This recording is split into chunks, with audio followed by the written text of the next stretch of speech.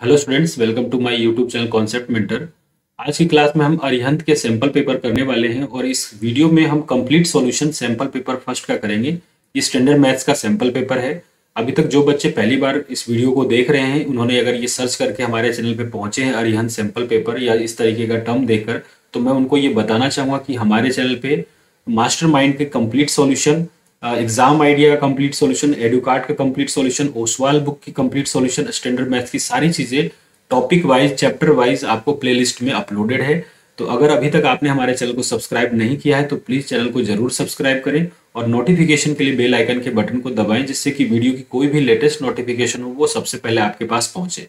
दूसरी चीज है कि जो भी इनका पीडीएफ मटेरियल है, स्टडी मटेरियल, जो भी चाहे मास्टरमाइंड का हो चाहे एग्जाम आइडिया का हो, जितने भी मास्टरमाइंड, जितने भी सैंपल पेपर मार्केट में अवेलेबल है बढ़िया, जो कि एग्जाम पॉइंट ऑफ व्यू से आप लोग खरीदते हैं, पढ़ते हैं, उन सब की पीडीएफ हमारे टेलीग्राम चैनल पे अपलोड है, जिसका लिंक डिस्क्रिप्शन में दिया हुआ है। आप जाके वहां से उसको डाउनलोड कर सकते हैं, वहां से आपको हेल्प ले सकते हैं, आपको मदद मिलेगी। सेकेंड टर्म में आपको जो वीडियो मिलेगी इन क्वेश्चन बैंक का, वो बहुत जल्द मिल जाएगी। जैसे कि सभी सैंपल पेपर के बुक के एंड में लिखा हुआ है कि टर्म 1 के पेपर होने के 7 डे के अंदर मार्केट में इनकी बुक्स अवेलेबल हो जाएगी। तो मैं एक वीक के बाद अगर मार्केट में अवेलेबल होती है तो उसके 2-3 दिन बाद आपको वीडियो मिलना स्टार्ट हो जाएगा। इनिशियली से ही हम इसको लेकर चलेंगे, पिछली बार की तरह नहीं होगा कि अभी तक हम वीडियो डालते ही रहेंगे। आपको उस समय कुछ अलग कंटेंट देने की मेरी पूरी कोशिश होगी। उसके साथ साथ ही बच्चे बहुत सारे बुक्स को फॉलो करते हैं, आर.डी. शर्मा हो गया, आर.एस. अग्रवाल हो गया, बहुत सारे बुक्स को फॉलो करते हैं। तो उन बुक्स का मैं टेलीग्राम पर एक पोल सजेशन लेकर आपसे ये पूछ लूंगा कि कौन सी बुक की सबसे पहले सॉल्यूशन अपने को करनी है। चाहे आर.डी. शर्मा कहेंगे तो आर.डी. शर्मा की कर देंगे, आर.एस. अग्रवाल की कहेंगे तो आर.एस. अग्रवाल की मैं कर दूंगा। तो ये पूरी प्लानिंग है हमारा आगे तक का। तो इससे मैं आपसे रिक्वेस्ट कर रहा हूँ कि प्लीज जितना हो सके आप लोगों से अपने दोस्तों में इसको शेयर करें, चैनल को सपोर्ट करें और बेल आइकन के बटन को जरूर दबाना है। कई बार बच्चे पूछते हैं सर इसकी वीडियो कहाँ है, उसकी वीडियो कहाँ है, तो ये इसका रीजन ये है कि उन्होंने नोटिफिकेशन को ऑन नहीं कर रखा, ताकि वीडियो की कोई नोटिफिकेशन उनके पास लेटेस्ट पहुंच नहीं पा रही। तो आप इसको ऑन करके रखें। चलिए आज का सेशन स्टार्ट करते हैं। और आज की वीडियो में बिना किसी टाइम वेस्ट के, बिना किसी फालतू बात के, अपन एग्जाम पॉइंट ऑफ व्यू से देखते हुए जितना जल्द हो इस 50 क्वेश्चन को अपन कंप्लीट करेंगे। तो बिल्कुल पेशेंस के साथ एक के बाद एक क्वेश्चन को देखें और अपना रिवीजन को कंप्लीट करें। देखिए इसमें पहला क्वेश्चन दिया हुआ है, the product of non zero rational number. Rational number क्या होता है? पी वाई क्यू के फॉर्म में हो या फिर होल नंबर भी रेशनल नंबर है। तो मान लीजिए नॉन जीरो कोई सा भी रेशनल नंबर है, मान लीजिए मैंने ले लिया 3/2। And irrational number, irrational number कौन सा होगा? इरेशनल नंबर ऐसा होता है कि भाई जो टर्मिनेट ना करे और रिपीट भी ना करे, 1 2 3 4 5 6 1 0 1 1 कुछ भी हो, इस तरीके का टर्म है जो ना तो ये टर्मिनेट कर रहा ना ही रिपीट कर रहा, ये भी इरेशनल है, ये भी इरेशनल है। ये सारे नंबर जो नॉन परफेक्ट स्क्वायर रूट के अंदर वाले हैं ये भी इरेशनल नंबर है। तो अगर आप ऐसे नंबर से मल्टीप्लाई करेंगे, यानी कि ये तो हुआ क्या? रेशनल। और अगर आप इसको मल्टीप्लाई कर रहे हैं किससे? इरेशनल से, तो आपका रिजल्ट क्या होगा? इरेशनल नंबर ही आएगा। ये क्या आएगा? Irrational number. सिर्फ एक कंडीशन होती है जो इसको आपको याद रखना है कि इरेशनल को मल्टीप्लाई करेंगे ना आप इरेशनल से, तब आपके पास पॉसिबिलिटी है कि मे बी वो रेशनल आ जाए या इरेशनल आ जाए। एक पॉसिबिलिटी तो ये रहा, या इरेशनल को अगर आप प्लस करेंगे ना इरेशनल से, या माइनस करेंगे इरेशनल से, तब पॉसिबिलिटी है कि वो रेशनल आए या इरेशनल आए। ये ध्यान में रखना है आपको। यहां तो रेशनल इरेशनल का पूछा, मल्टीप्लाई में प्रोडक्ट में पूछा तो मैंने बता दिया, लेकिन अगर इरेशनल इरेशनल आए तो आपको कंफ्यूज नहीं होना। इन दोनों के मैं एक एग्जांपल दे देता हूं। जैसे कि √2 कैसा नंबर है? इरेशनल। और √3 कैसा नंबर है? ये भी इरेशनल। मल्टीप्लाई करेंगे तो क्या आएगा? √6। ये कैसा नंबर है? ये भी इरेशनल, जो कि ये मैं बता रहा था इरेशनल आ सकता है। अब एक नंबर लीजिए, √8 कैसा नंबर है? इरेशनल। √2 कैसा नंबर है? ये भी इरेशनल, लेकिन मल्टीप्लाई करेंगे तो क्या आएगा? 16, जिसकी वैल्यू क्या होगी? 4। और ये कैसा है? रेशनल। तो देखिए हमें इरेशनल और इरेशनल को मल्टीप्लाई करने पर रेशनल भी आ सकता है और इरेशनल भी आ सकता है। ये दोनों एग्जाम्पल आपको बता दिया। अब मैं इसका बता देता हूं। जैसे मान लीजिए 2 + √3, ये कैसा नंबर है? इरेशनल। इसको प्लस किया अपन ने 2 माइनस रूट थ्री से, ये कैसा नंबर है, ये भी इरेशनल। दोनों को प्लस करेंगे तो रूट थ्री कैंसिल आएगा, हो जाएगा और बचेगा क्या 4। ये कैसा नंबर है, ये देखिए रेशनल आ गया। दूसरा एग्जांपल देखिए 2 root three plus root three, ये रूट थ्री और रूट थ्री दोनों ये भी इरेशनल ये भी रेशनल, लेकिन प्लस करेंगे तो क्या आएगा 3 रूट थ्री, और ये कैसा नंबर आ गया इरेशनल। तो आपको कंफ्यूज नहीं होना, तो यहाँ पे ऑप्शन कौन सा हो जाएगा, ऑलवेज इरेशनल, यानी कि यहाँ पर प्रोडक्ट में तो कंफर्म है कि वो इरेशनल ही होगा, तो यहाँ पे ऑलवेज इरेशनल जो है इसका राइट आंसर हो जाएगा। नेक्स्ट क्वेश्चन है √2 times the distance between 0, 5 and 50। √2 times कहने का मतलब आपको कंफ्यूज नहीं होना, जो डिस्टेंस आ रहा है ना उसको √2 से मल्टीप्लाई कर दीजिए, वही आंसर है। तो डिस्टेंस निकालिएगा अगर आप, तो देखिए यहां से आप इसको मान लीजिए x1, मैं यहाँ पे पेन का कलर चेंज कर देता हूं, ये है x1, ये है y1, ये है x2 और ये है y2, ठीक है, ये है आपका y2। अब आप इसको सॉल्व कर दीजिए, सॉल्व करेंगे तो ये आएगा x2 माइनस x1, यानी कि -5 माइनस 0। तो -5 माइनस 0 करने पर -5 ही होगा, और -5 का स्क्वायर क्या होगा 25, -5 का स्क्वायर 25 प्लस, फिर दूसरे में 0 माइनस 5 फिर से -5 और -5 का स्क्वायर फिर से 25, और इसका क्या आ जाएगा रूट। ये हमने डिस्टेंस फॉर्मूला लगाया, यानी कि ये आ गया 50 का मतलब क्या हो गया 5√2, और फिर कह रहा है कि इसी का √2 टाइम्स, इसी का √2 टाइम्स का मतलब √2 से मल्टीप्लाई कर दीजिए, ये √2 ये √2 2 हो जाएगा, और 5 × 2 का मतलब 10, यानी कि ऑप्शन कौन सा, ऑप्शन ए जो है आपका करेक्ट आंसर हो जाएगा। क्वेश्चन नंबर 3, देखिए यहां पर 3 में क्या है, क्वेश्चन दिया हुआ है कि the circumference of circle diameter is 21। तो सर्कमफेरेंस तो क्या होता है 2πr, और इस 2r को आप लिख सकते हैं πd, और डायमीटर दिया हुआ है 21, तो पाई की वैल्यू 22/7 × 21, 7 3 जा 21, ये कितना आ जाएगा 66, यानी कि कौन सा ऑप्शन ए जो है इसका राइट आंसर हो जाएगा। नेक्स्ट क्वेश्चन की तरफ बढ़ते हैं। क्वेश्चन नंबर 4, देखिए यहां पर दिया हुआ है alpha beta are the zero of polynomial किसका, x² minus p into x plus 1 into, यहां पे x नहीं लिखना है, ये देखिए ये लिखा हुआ p प्लस 1 और माइनस का है यहां पर c, ठीक है, ऐसा कुछ है। तो आपसे पूछा क्या गया है, आपको बताना है अल्फा प्लस 1 और beta plus 1 is equal to 0 हो, ये भी कंडीशन दिया हुआ है, एक तो ये दिया हुआ है एक ये दिया हुआ है, तो c की वैल्यू क्या होगी जो बताना है। बहुत अच्छी बात है।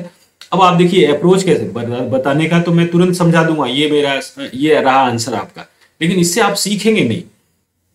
अगर कुछ इस तरीके का उल्टा सीधा क्वेश्चन आ जाए तो आप सबसे पहले देखिए कि ये जो क्वाड्रेटिक इक्वेशन है वो स्क्वायर के फॉर्म में है, यानी कि कुछ ऐसा इक्वेशन बनना चाहिए ax² bx प्लस c।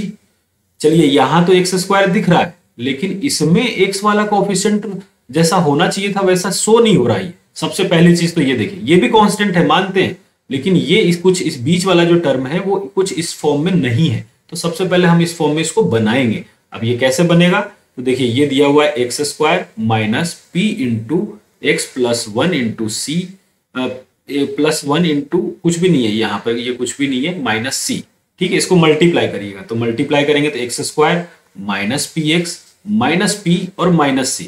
देखिए ये तो है ax², ये है आपका bx और ये हो गया आपका c।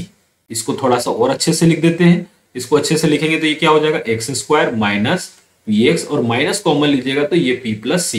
तो ये तो हो गया x² वाला टर्म, ये हो गया x वाला टर्म और ये हो गया आपका कांस्टेंट टर्म, ठीक है। ये कंडीशन भी दी हुई है आपको अल्फा प्लस 1, इसको एक बार देख लीजिए क्या होगा, इनको मल्टीप्लाई करिएगा तो alpha into beta plus alpha plus beta और प्लस 1 इज इक्वल टू 0, ये भी आएगा। अच्छा, इस वाले गिवन टर्म में अल्फा इंटू बीटा निकालेंगे तो क्या आएगा, अल्फा इंटू बीटा का फॉर्मूला होता है c/a और c की वैल्यू क्या है minus p plus c, a की वैल्यू तो 1 ही है यहाँ पर। अल्फा प्लस बीटा की वैल्यू क्या होता है माइनस b/a, माइनस फॉर्मूले में है, b की वैल्यू माइनस p है तो ये प्लस का p हो जाएगा और अपॉन 1 करेंगे तो 1 ही आएगा। तो यानी कि यहां से अल्फा इंटू बीटा और अल्फा प्लस बीटा की जो वैल्यू है वो यहां रख दीजिए, तो ये होगा माइनस p माइनस c और अल्फा प्लस बीटा का वैल्यू प्लस का p और प्लस का 1 इज इक्वल टू 0। देखिए ये p से ये p कैंसिल हो गया, तो ये आ गया -c plus 1 is equal to 0।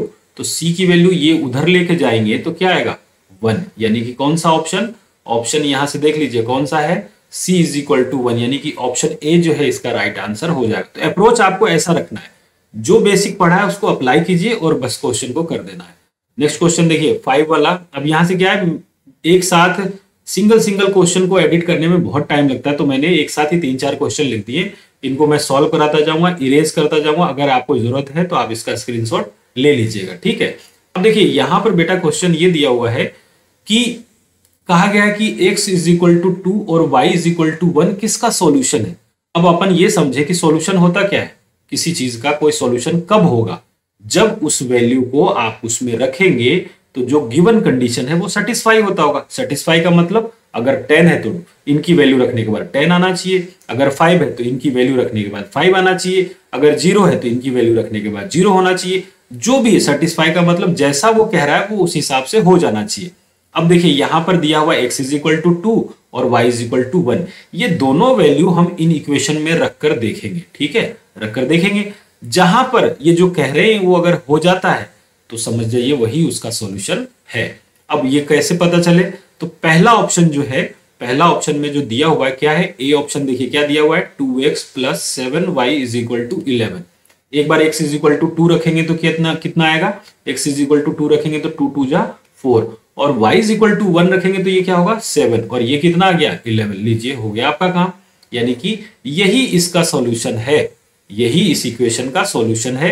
Option A जो है आपका राइट आंसर हो जाएगा।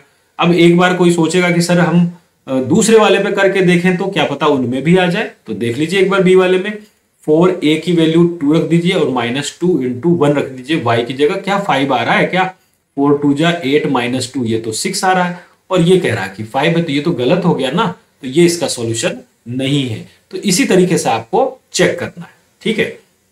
नेक्स्ट क्वेश्चन की तरफ बढ़ते हैं। क्वेश्चन नंबर कौन सा, 6 वाला। 6 वाला क्वेश्चन देखिए यहां पे मैं करा रहा हूं। ये दिया हुआ है 119 का स्क्वायर माइनस 111 का स्क्वायर। अब ये कह रहा है कैसा नंबर है, ये प्राइम है, कंपोजिट है, ऑड है, इवन है, क्या है पता नहीं। इनमें 4 ऑप्शन दिया हुआ है, इनमें से कौन सा होगा ये आपको बताना है। तो ये देखिए बेटा, ये A square minus B square, formula क्या हो जाएगा 119 प्लस 111 और 119 माइनस 111। अब दिमाग लगाने की जरूरत नहीं, चाहे तो आप इसको जोड़ दीजिए, नहीं इच्छा हो तो मत जोड़िए। ये इसमें से माइनस होके 8 आएगा और मल्टीप्लाई में कोई ना कोई नंबर आएगा। अब आप ये देखिए ये कैसा नंबर है, 8 तो प्राइम है नहीं, 8 है कंपोजिट नंबर। कंपोजिट नंबर क्या होता है कि ऐसे नंबर जो 1 से जाए, खुद से जाए और किसी से भी चले जाए। जैसे ये 8 जो है वो 1 से जा सकता है, 2 से जा सकता है, 4 से जा सकता है और 8 से भी जा सकता है, तो ये कंपोजिट नंबर है। अब आप खुद सोचिए अगर यही कंपोजिट हो गया तो इसके साथ वाला मल्टीप्लाई करेंगे तो वो तो कंपोजिट ही होगा ना। तो इस तरीके से आपको आगे इतना करने की नीड नहीं है, बी ऑप्शन आपका राइट आंसर हो जाएगा, ठीक है। अब बढ़ते हैं क्वेश्चन नंबर 7 की तरफ, तो मैं इसको इरेज कर देता हूं। देखिए क्वेश्चन नंबर 7 क्या कह रहा है, ये बहुत अच्छे से समझिएगा। ये क्वेश्चन इंपॉर्टेंट है और एग्जाम में आ सकता है, मैं इसी मास्टरमाइंड में भी करवाया है तब भी बोला है मैंने, ये क्वेश्चन आ सकता है, इस टाइप का क्वेश्चन आ सकता है। यहाँ पे संडे का हुआ, मे बी ट्यूसडे के बारे में आ जाए, तो आपको ये ध्यान में रखना है, ऐसे क्वेश्चन की प्रैक्टिस आपको करनी है। ये कहा जा रहा है कि the probability of non leap year, non leap year का मतलब दिन कितने 366, ठीक है, जिसमें कि 53 संडे हो जाए, ये क्या इसकी प्रोबेबिलिटी है ये आपको बताना है। तो भाई साहब आप पहले ये देखो कि 366 दिन में टोटल वीक कितने होंगे। जैसे मैं कहूं कि 14 दिन है तेरे पास, तो आप बोलते हो ना कि सर 2 सप्ताह है आपके पास, यही तो कहते हैं अपन। तो वैसे ही ये देखिए कि 366 दिन में वीक कितने हैं, तो 366 दिन में आप 7 से डिवाइड करेंगे, वीक आ जाएगा। क्योंकि 14 डेज में आपने कह दिया 2 सप्ताह, तो ऐसे थोड़ी आपको अंदाजा था, आपने तुरंत बता दिया। अगर मैं ये कहूं कि मेरे पास 55 दिन है, आप बताओ कितने सप्ताह और कितने दिन है, तो आप 7 से डिवाइड करके ही तो बताएंगे। तो उसी तरीके से हमने यहां पर कंफर्म वीक कितने हैं टोटल बढ़िया वाले, वो निकालने के लिए हमने 366 से इसको को 7 को डिवाइड किया है। तो 7 5 जा 35, यहां आ जाएगा 1, ये 6 नीचे ले आइए, 7 2 जा 14 और बच गया कितना 2, यानी कि ये वाला वीक तो कंफर्म है, ये तो होना ही होना है। 52 वीक तो कंफर्म है।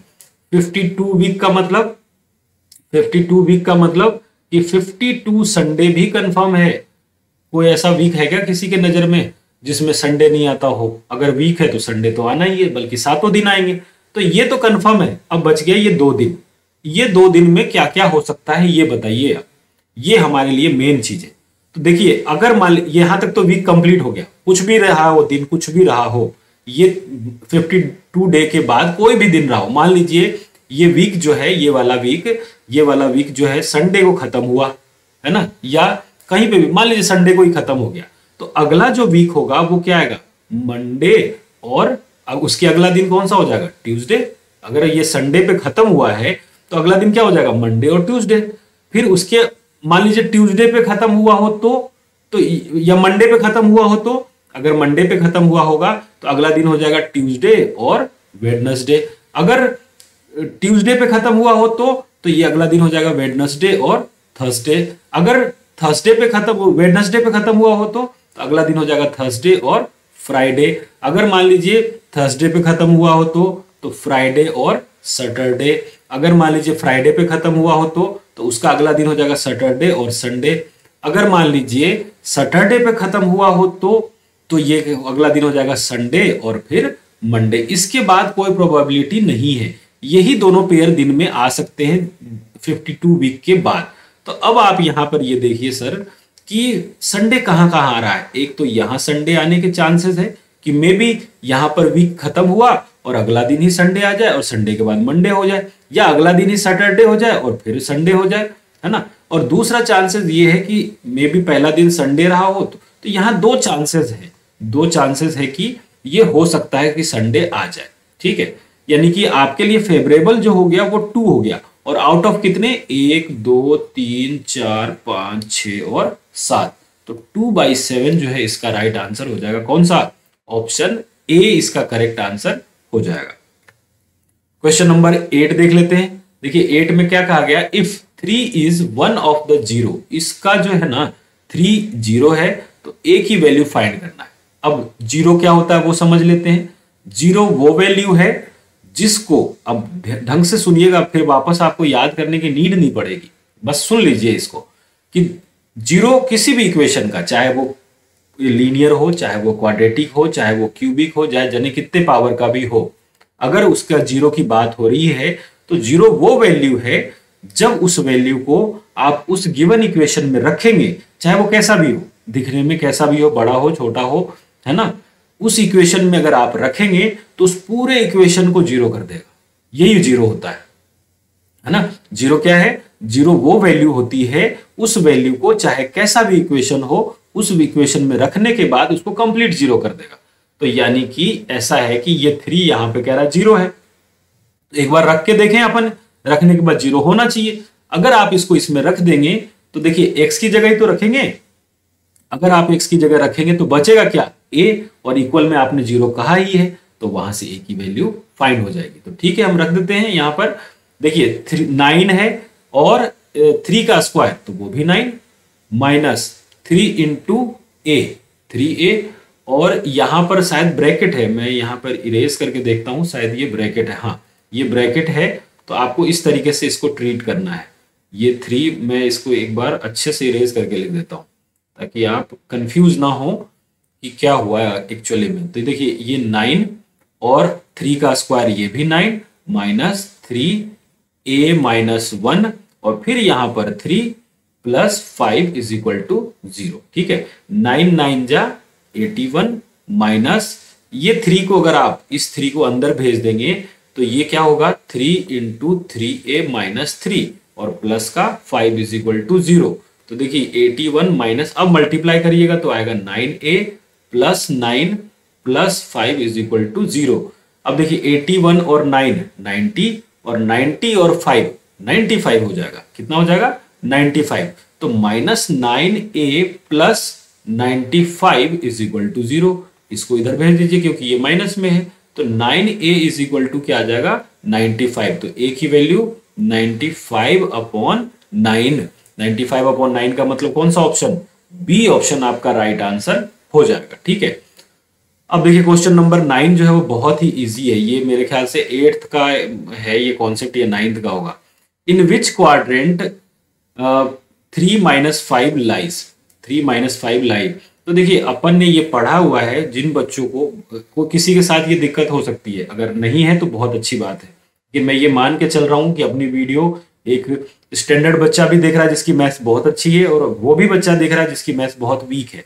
तो मैं उसको एक बार बताना चाहूंगा कि देखो इस क्वाड्रेंट में ये भी पॉजिटिव और ये भी पॉजिटिव, तो इसमें दोनों पॉजिटिव होगा, ठीक है। इस क्वाड्रेंट में x नेगेटिव और जबकि y पॉजिटिव, तो ये दोनों ऐसा होगा। इस क्वाड्रेंट में बात करें तो x भी नेगेटिव और y भी नेगेटिव, तो यहाँ दोनों नेगेटिव होंगे। और इस क्वाड्रेंट में देखा जाए तो x पॉजिटिव और y नेगेटिव, तो ये अब आप देख लीजिए कौन सा है। तो एक तो है माइनस में, यानी कि x वाला है माइनस में और y वाला है प्लस में। तो x माइनस और y प्लस कौन सा क्वाड्रेंट है, ये वाला है, यानी कि सेकंड क्वाड्रेंट इसका आंसर हो जाएगा। क्वेश्चन नंबर 10, देखिए यहां पर क्या करना है वो देख लीजिए आप। ये कहा जा रहा है कि the sum of two number is 137। कोई दो नंबर है जिसको कि जोड़ने पर 137 आ रहा है। देयर डिफरेंस इज 43, और उसी नंबर को माइनस करने पर 43 आ रहा है। तो the situation can be algebraically expressed as, बहुत इजी क्वेश्चन है, फिर भी मैं बता दूंगा कि देखिए अगर दो नंबर है, मान लीजिए एक नंबर है x और दूसरा है y, इन दोनों को जोड़ने पर तो x प्लस वाई कितना आ रहा है 137। दूसरा पार्ट देयर डिफरेंसेस, यानी कि इन्हीं का डिफरेंस कितना आ रहा है 43। चेक कर लीजिए कौन सा है, x plus Y is equal to 137 और x minus Y is equal to 43। Option C right answer हो जाएगा। क्वेश्चन नंबर 11 की बात करें, if the sum of circumferences and radius of circle is 51। अब देख लीजिए यहां पर अपन क्या करते हैं, सरकमफेरेंसेस 11 है क्वेश्चन नंबर, ठीक है। यहां देखिएगा सम ऑफ सरकमफेरेंसेस, सरकमफेरेंसेस का मतलब 2 पाई r, जैसा जैसा कहे वैसा वैसा आपको लिख देना है, बस घबराना नहीं है, जो कहे उसके बाद स्टार्ट हो जाओ। 2 पाई r सरकमफेरेंस हो गया, उसके बाद इसमें कह रहा है रेडियस को जोड़ने के लिए, और जोड़ने पर कह रहा है कि ये 51 आ रहा है, कर दिया, सॉल्व कर दीजिए। तो अगर आप यहां से r कॉमन लेते हैं तो ये हो जाएगा 2 pi plus 1 is equal to 51। और देखें आप यहां पर, इसके बाद क्या होगा, r को तो r रहने दीजिए, ठीक है, और 2 into 22/7 plus 1 is equal to ये भी हो जाएगा 51। अब देखिए 22 और ये मल्टीप्लाई करेंगे तो कितना आ जाएगा 44, तो ये हो जाएगा 44/7 प्लस 1 इज इक्वल टू कितना 51। एलसीएम जब आप लेंगे तो ये 7 ऊपर ऐड हो जाएगा, तो r into 51/7 is equal to 51 आएगा। ये 51 काट दीजिए, r इज इक्वल टू 7। देखिए आप ये सोचेंगे इक्वल के इधर और उधर न्यूमरेटर और इधर भी न्यूमरेटर, ऐसा नहीं नीचे वाले से आप काटे, यहां से नहीं कटेगा, ऊपर भी न्यूमरेटर इधर भी न्यूमरेटर और बीच में हो क्या इक्वल का साइन, तो ऊपर से ऊपर आप काट सकते हैं, कोई दिक्कत नहीं। ये एमसीक्यू में थोड़ा सा आपकी कैलकुलेशन को ये फास्ट कर देगा, ठीक है। तो यहाँ पे 51 से 51 कैंसिल, तो रेडियस कितना आ गया 7 सेंटीमीटर। ऑप्शन कौन सा, डी ऑप्शन यहाँ पर आपका राइट आंसर हो जाएगा। क्वेश्चन नंबर 12 की बात करें, देखिए क्या है 12। यहां पर सबसे पहले अपन क्वेश्चन देखते हैं कि ए बी सी सिमिलर है डी ई एफ के, ठीक है, जहां की ए बी दिया हुआ है 9.1, डी ई दिया हुआ है 6.5। If the perimeter of D E F is 25 centimetre, then perimeter of A B C क्या होगा। अब थोड़ा सा अपन इसकी कॉन्सेप्ट की बात कर लेते हैं, ठीक है। सबसे पहले तो जो कहा है ना वो करना है अपने को। एक ट्रायंगल बना लिया हमने, ये रहा ए, ये रहा बी और ये रहा सी। जैसे आपने ए बी सी लिखा है वो सिमिलर है दूसरे वाले का, तो उसको भी आपको वैसे ही लिखना है। जहां पे लिखा है ए वहां लिखोगे आप डी, जहां पे लिखा है बी वहां लिखोगे ई, और जहां पे लिखा है सी वहां लिखोगे आप एफ। ये दोनों सिमिलर है। सिमिलर है इसका मतलब क्या हुआ कि इन दोनों के साइड का प्रोपोर्शनल रेशियो जो है, साइड का रेशियो वो प्रोपोर्शनल होगा।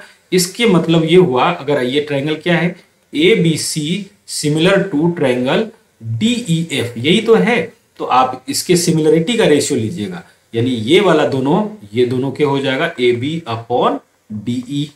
दूसरा ये दोनों इन दोनों के हो जाएगा B C upon E F, और फर्स्ट और लास्ट यानी ए सी डी एफ के इक्वल हो जाएगा ए सी, ये देखिए ए सी DF के इक्वल हो जाएगा। इस तरीके से आपको पूरा करना है।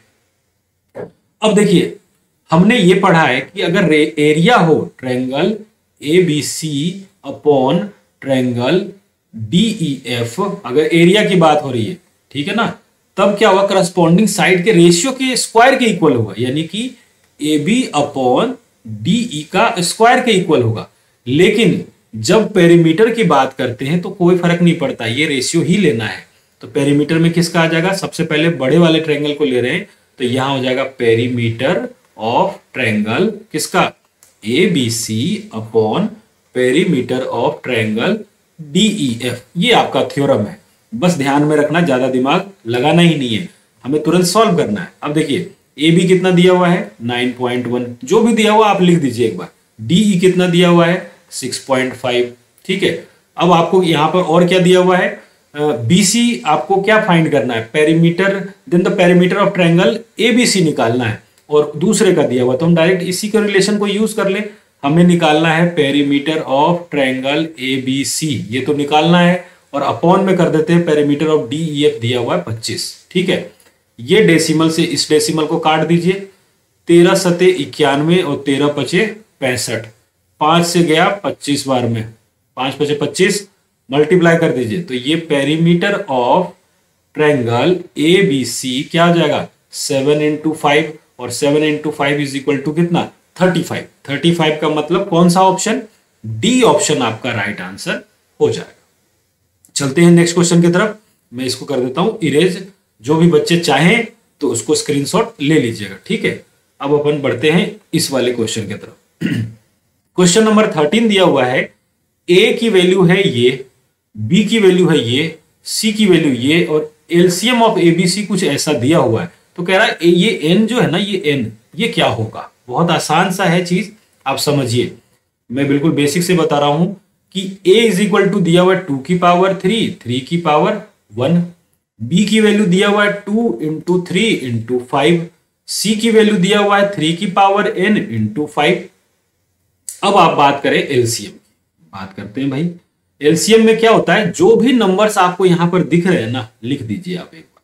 एलसीएम लिख दिया तो ये लिखा हुआ है 2 इंटू 3। हम आंसर को देख ही नहीं रहे, हम आंसर को देख ही नहीं रहे कि ये क्या एलसीएम इनका आया है। ये इन्होंने क्या कहा है, यहाँ देखिए, ये इन्होंने कहा है एलसीएम ये आया है, हम ये नहीं देख रहे, हम तो खुद अपना एलसीएम निकाल रहे हैं जो गिवन है उसके अकॉर्डिंग। चलिए, अब आपको एलसीएम का रूल ये बताया था बेटा कि आप सभी नंबर को आप पहले लिख दो जो आपने लिखा हुआ है, फिर क्या करना है, इन सभी में से जो नंबर 2 है, नंबर 3 है, 5 है, जो भी है, जो भी नंबर दिया हो सकता है 7 भी होता तो 7 भी लिखते। इन सब का मैक्सिमम पावर आप यहां पे लगाओ। तो देखो 2 का पावर मैक्सिमम इन तीनों में क्या है 3, 3 लगा दो। 3 की पावर मैक्सिमम क्या है, यहां पे पावर 1 है, यहां पे पावर 1 है, यहां पता नहीं क्या है, ये 1 होता तो यहां 1 लिखते, ये 2 होता तो यहां 2 लिखते, यहां 3 होता तो 3 लिखते, हमें नहीं पता।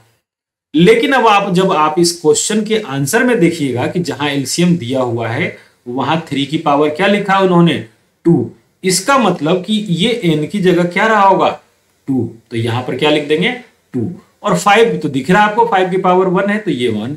अब आप देखिए ये वाली चीज और ये वाली चीज सिमिलर हो गई नहीं हो गई, बिल्कुल हो गई। और वो किस वैल्यू के लिए हुई, जब आपने n इज इक्वल टू 2 रखा, तो ऑप्शन कौन सा, बी ऑप्शन आपका राइट आंसर हो जाएगा। अब देखिए क्वेश्चन नंबर अपन 14 की बात करते हैं, एक बार पढ़ लेते हैं पहले question. A paper is in the form of rectangular ABCD। एक पेपर जो है, मान लीजिए मैं यहां ही बना देता हूं इस तरीके से, ये देखिए ये बना दिया अपन ने रेक्टेंगुलर ABC और D, रेक्टेंगुलर फॉर्म में है, जिसमें AB दिया हुआ है 18 और ये दिया हुआ है 14, ठीक है। A semi circular portion with BC, इस वाले पोर्शन के साथ एक सेमी सर्कुलर पोर्शन आपको BC is as diameter is cut off. BC जो है इसका डायमीटर है, इसमें से काटा गया है, तो कुछ ऐसा कटेगा ये, अगर आप इसमें से सेमी सर्कुलर काटेंगे तो कुछ ऐसा कटेगा ये सेमी सर्कुलर, ये देखिए कट गया, ये आपका सेमी सर्कुलर पोर्शन कट गया जिसमें BC जो है वो डायमीटर है। The area of remaining paper, ये वाला बताना है, ये वाला आपको बता देना है कि ये कितना एरिया है। चलिए करते हैं। तो देखिए एरिया ऑफ जो रिमेनिंग पेपर है, area of remaining paper, remaining paper जो हमें निकालना है वो क्या होगा, पहले तो रेक्टेंगल का एरिया निकलेगा, एरिया ऑफ रेक्टेंगल, ठीक है जी। उसके बाद उसमें से माइनस होगा क्या, वो जो सेमी सर्कल बन रहा है, एरिया ऑफ सेमी सर्कल को माइनस कर दीजिए, सेमी सर्कल, ठीक है। अब बताइए एरिया ऑफ रेक्टेंगल क्या होगा, 18 इंटू 14, मल्टीप्लाई नहीं करना, कई बच्चे होते हैं तुरंत लग जाते हैं मल्टीप्लाई करने में, फिर हो जाएगी परेशानी।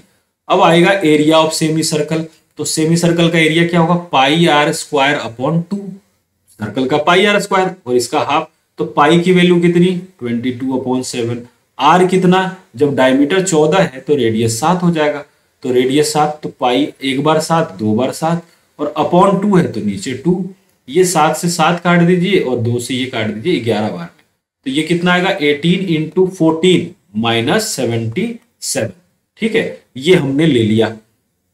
और सॉल्व करने का तरीका बता देता हूं, 7 इसमें से कॉमन ले लो, अभी आप 7 कॉमन लोगे तो कितना आ जाएगा, ये आ जाएगा 18 इंटू 2 माइनस 11, अब आपको सॉल्व करने में आसान हो जाएगा, तो 7 18 2 जा 36 माइनस 11, 36 में से 11 जाएगा तो कितना बचेगा, 6 में से 1 गया 5, 3 में से 1 गया 2, ये 7 से मल्टीप्लाई करिए, मल्टीप्लाई करेंगे तो कितना आएगा, 7 बचे 35, 5 3 7 दूनी 14 और 3 17, 175, कौन सा ऑप्शन, ए ऑप्शन आपका राइट आंसर हो जाएगा। मैं पहले बता देता हूं कॉन्सेप्ट में कहीं कोई मिस्टेक नहीं होगा, मे भी कहीं प्लस माइनस का मिस्टेक रह जाता है क्योंकि हम इसको रिकॉर्ड कर रहे हैं, ना तो मेरे पास पीछे आंसर पड़ा ना कुछ भी, मैं बस सॉल्व कर रहा हूं, मे भी कई बार माइनस प्लस में अगर मिस्टेक होता हो तो आप बेशक मुझे कमेंट में बता दें, लेकिन उसको पॉजिटिव वे में ले। कई बार बच्चे ऐसे लिखते हैं कैसे आपको हम सपोर्ट करें, ये आपने तो ये लिख दिया, अरे लिख दिया भाई, तो आप तो समझदार हो, हमसे तो मिस्टेक हुई है, आप तो समझदार हो, आप तो उसको सही कर सकते हो, आपको तो ये तो लग रहा है कि बाकी सारी चीजें अगर हमने बताया है वो सारी चीजें उसके अकॉर्डिंग है तो माइनस प्लस तो हो सकता है, हम भी इंसान ही है बेटा, है ना, तो उसको उस तरीके से आपको सही करके और आप बेशक कमेंट में बता दीजिए, क्योंकि हम उस वीडियो में से तो उसको हटा नहीं सकते, अपलोड होने के बाद हम आपके कमेंट का जवाब दे सकते हैं, उसको हम ये कह सकते हैं कि हाँ बेटा ऐसा होना चाहिए था, ये हो गया, ठीक है, आपको इस तरीके से इसको देखना है। अब बढ़ते हैं नेक्स्ट क्वेश्चन की तरफ, तो यहां पे ऑप्शन ए जो है इसका राइट आंसर हो जाएगा। नेक्स्ट क्वेश्चन करते हैं 15, देखिए 15 वाले में क्या है पहले पढ़ लेते हैं question, if the zero of the quadratic polynomial, ये क्वाड्रेटिक पॉलिनोमियल दिया हुआ देखिए ऐसा वाला, ठीक है, जिसके जीरो क्या है, एक तो 4 है और एक 5 है। अभी थोड़ी देर पहले मैंने बताया था कि जीरो क्या होता है, जीरो वो चीज है कि उसको अगर इस इक्वेशन में रख दिया जाए तो हम ये मानेंगे कि ये जीरो हो रहा होगा क्योंकि ये जीरो कहा गया, ठीक है ना। किसी को हम चोर कहते हैं, इसका मतलब उसने कहीं ना कहीं चोरी की है, तो सेम इसी तरीके है, अगर ये जीरो है, अगर ये 4 4 और 5 इस पॉलिनोमियल का जीरो है, इसका मतलब कि जब आप इसको इसमें रख दीजिएगा तो ये क्या कर देगा, इसको ये जीरो कर देगा। बस इसको एक बार रख देते हैं, तो अगर आप x की जगह 4 रखेंगे तो 4 का स्क्वायर क्या होगा 16 प्लस m प्लस 1, फिर x की जगह 4 रखेंगे तो ये क्या हो जाएगा 4, और n की जगह यहां पर n ही रहेगा और इज इक्वल टू में अपने को पता है कि ये जीरो आएगा, और हमने 4 रखा है सिर्फ x की जगह पे क्योंकि ये पॉलिनोमियल x के फॉर्म में है, ठीक है। और ये कैसे पता चला, क्योंकि स्क्वायर दिख रहा हमें x स्क्वायर, जिसका स्क्वायर हो उसी के टर्म में पॉलिनोमियल होगा। अब आप इसको सिंप्लीफाई करेंगे तो ये होगा 16 4m plus 4 plus n is equal to 0। थोड़ा सा और सिंप्लीफाई कर लीजिए तो ये आ जाएगा 20 plus 4m plus n is equal to 0, और चाहे तो आप सिंप्लीफाई कर ले 4m plus n is equal to -20, ये हो गया आपका इक्वेशन फर्स्ट। फिर कह रहा है 5 भी इसका 0 है तो 5 भी रख दो, तो ये हो गया 25 प्लस m प्लस 1, और फिर x की जगह क्या रख देंगे 5 प्लस n, ये भी n और ये भी कर देगा 0, आपने वो पता है कि ये 0 है, तो ये हो जाएगा 25 प्लस 5m प्लस 5, ठीक है, और plus n is equal to 0। अब देखिए 25 और 5 ये क्या हो जाएगा 30, तो यानी कि 5m plus n is equal to -30, और ये हो जाएगा इक्वेशन कौन सा सेकंड। ये अब समझ में आ गई बात। अब अपने को m और n की वैल्यू निकालनी है, नहीं निकालेंगे, हमने इक्वेशन निकाल लिया, यही बहुत है। अब आपको क्या करना है, यहां पर m और n की वैल्यू एक बार माइंड में ही, इतना तो आप बड़े हो गए कि आप इतनी छोटे से कैलकुलेशन को देख ही सकते हैं। अगर आप ऑप्शन में देखिए, अगर m जो हमने निकाला है ये दोनों, पहले एक की बात करें, अगर m की जगह -20 और n की जगह अगर -80 रखते हैं तो क्या ये आता है क्या? अगर आ रहा है तो समझिए यही आपका सॉल्यूशन है। अगर यही सॉल्यूशन है तो उसको दूसरे में भी रख दीजिए, दूसरे में भी आ रहा है तो आंसर हो जाएगा, और नहीं तो आप इसको सॉल्व करके निकाल लीजिए। तो आप इसको रख कर चेक कर लीजिएगा, मैं आपको यहाँ पे डायरेक्ट सॉल्व करके बता देता हूँ, ठीक है। तो अब देखिए हमने यहाँ पर लिख दिया क्या, इक्वेशन आया था 4m + n = -20 और यहाँ है 5m + n = -30। यहाँ पे आ जाएगा क्या साइन, प्लस का, यहाँ माइनस का, और यहाँ भी माइनस का, तो ये कैंसिल हो जाएगा, ये आ जाएगा माइनस का m, ये क्या आ जाएगा माइनस का m, और ये क्या आएगा, आप इसको सॉल्व करेंगे तो ये प्लस का आएगा 10, तो m की वैल्यू आ गई -10। ये देख लो m की वैल्यू -10 किस में है, m की वैल्यू -10 ऑप्शन सी में है, तो n निकालने की जरूरत नहीं है, ये आपका आंसर हो जाएगा, ठीक है। नेक्स्ट क्वेश्चन, क्वेश्चन नंबर 16 देखिए आप, ये दिया हुआ q a/3 - 4 is the mid point of line segment joining, ये वाले दोनों पॉइंट है जिनका कि ये मिड पॉइंट है, तो a की वैल्यू क्या होगी। अब क्वेश्चन को बस ध्यान से जिसने समझ लिया वो कर देगा काम। ये कह रहा है कि एक लाइन है ये वाला, ये पॉइंट है क्या p, और ये वाला क्या है r लिख देता हूं मैं, ये रहा r, ये देखिए ये r हो गया, और p की वैल्यू क्या दी हुई है, यहाँ पर p पे कोऑर्डिनेट दिया हुआ है 6 और -5, r पे क्या दिया हुआ है 2 और -3 लिख दिया। अब इसका कह रहा है इस लाइन ज्वाइन जो किया अपन ने उसमें जो q है ना, ये रहा q, ये इसका मिड पॉइंट है, और मिड पॉइंट का भी कोऑर्डिनेट दे दिया है। तो मिड पॉइंट होता क्या है, पहले तो आप ये समझे, मिड पॉइंट होता है इन दोनों को जोड़ने पर जो आएगा उसको क्या 2 से डिवाइड कर देते हैं। तो भाई अगर आप 6 + 1/2 करेंगे तो यानी कि a/3 आना चाहिए था, यही तो होगा इसका मिड पॉइंट, कि 6 + 1 x1/x2/2, तो x1 है 6, x2 है 1, दोनों को जोड़ा, और 1 नहीं ये शायद 2 है, हाँ ये 2 है बेटा, ये 2 है, तो ये कर दीजिए 2, ठीक है। 6 + 2/2 = a/3। अब आप सॉल्व करेंगे तो कितना आएगा, ये सॉल्व करिएगा तो ये आ जाएगा कितना 8/2, देखो ये आ गया 8 ये है, और 8 को 2 से डिवाइड करेंगे तो 4, अब 4 का मतलब यानी कि 4 = a/3, तो a = 12। ऑप्शन कौन सा, ए ऑप्शन यहां पर राइट आंसर हो जाएगा, ठीक है। नेक्स्ट क्वेश्चन की तरफ बढ़ते हैं, देखिए क्वेश्चन नंबर 17 क्या लिखा हुआ है, if am not equal to bl then the pair of linear equation, ये पेयर ऑफ लीनियर इक्वेशन दिए हुए हैं, लंबी सी लाइन है, इसको लिखने की जरूरत है तो लिख ले, वरना नहीं भी लिखेंगे तो काम चल जाएगा। देखिए ये लिखा हुआ है ऐसा, और दूसरा लिखा हुआ है lx + my = n। अब अपन या तो आप ऑप्शन से काम कर लें चाहे इससे कर लें, कोई फर्क नहीं पड़ेगा, मैं ये दोनों लिखा हुआ उसके अकॉर्डिंग करता हूं। तो यहां पर अगर मान लीजिए इंटरसेक्शन होता, अगर ये लाइन इंटरसेक्शन होता, इंटरसेक्टिंग होता, कहीं पे इंटरसेक्ट कर रहा होता, तो पहले एक बार रिवाइज कर लो बेटा। देखो इंटरसेक्टिंग का कंडीशन क्या, a1/a2 not equal to b1/b2, ये कंडीशन की बात हो गई। कैसा लाइन होगा, सॉल्यूशन कैसे होंगे, तो यूनिक सॉल्यूशन होगा। कैसा सॉल्यूशन, यूनिक सॉल्यूशन या वन सॉल्यूशन।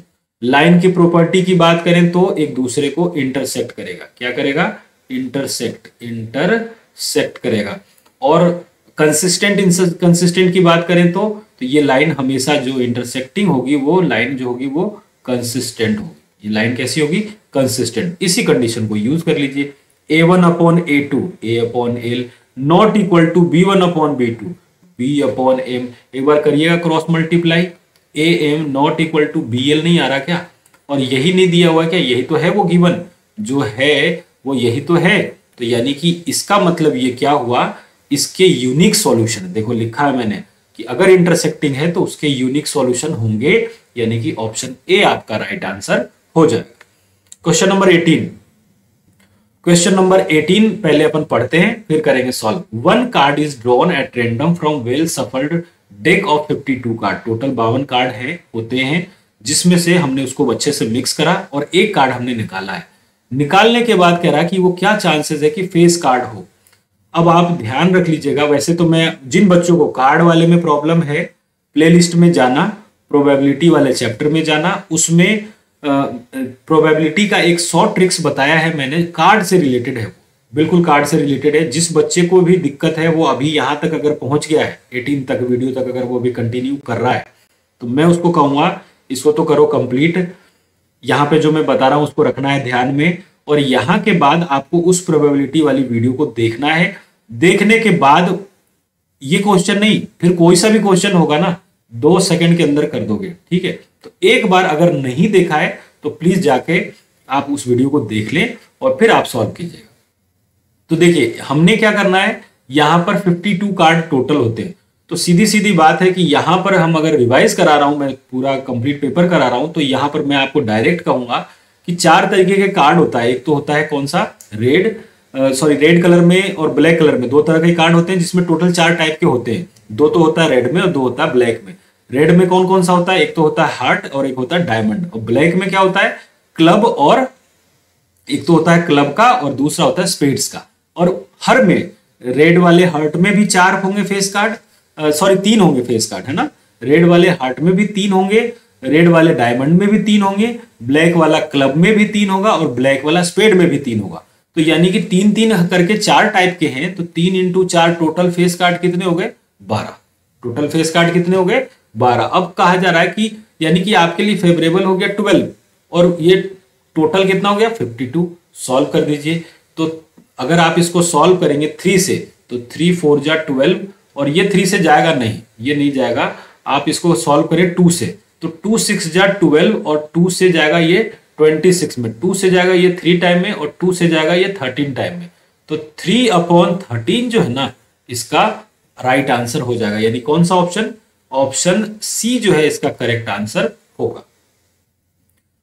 अब बढ़ते हैं क्वेश्चन नंबर 19 की तरफ। देखिए यहां पर ये वाला भी क्वेश्चन अब बहुत अच्छा है, जिन बच्चों को दिक्कत है वो सुन लीजिए आज बढ़िया से।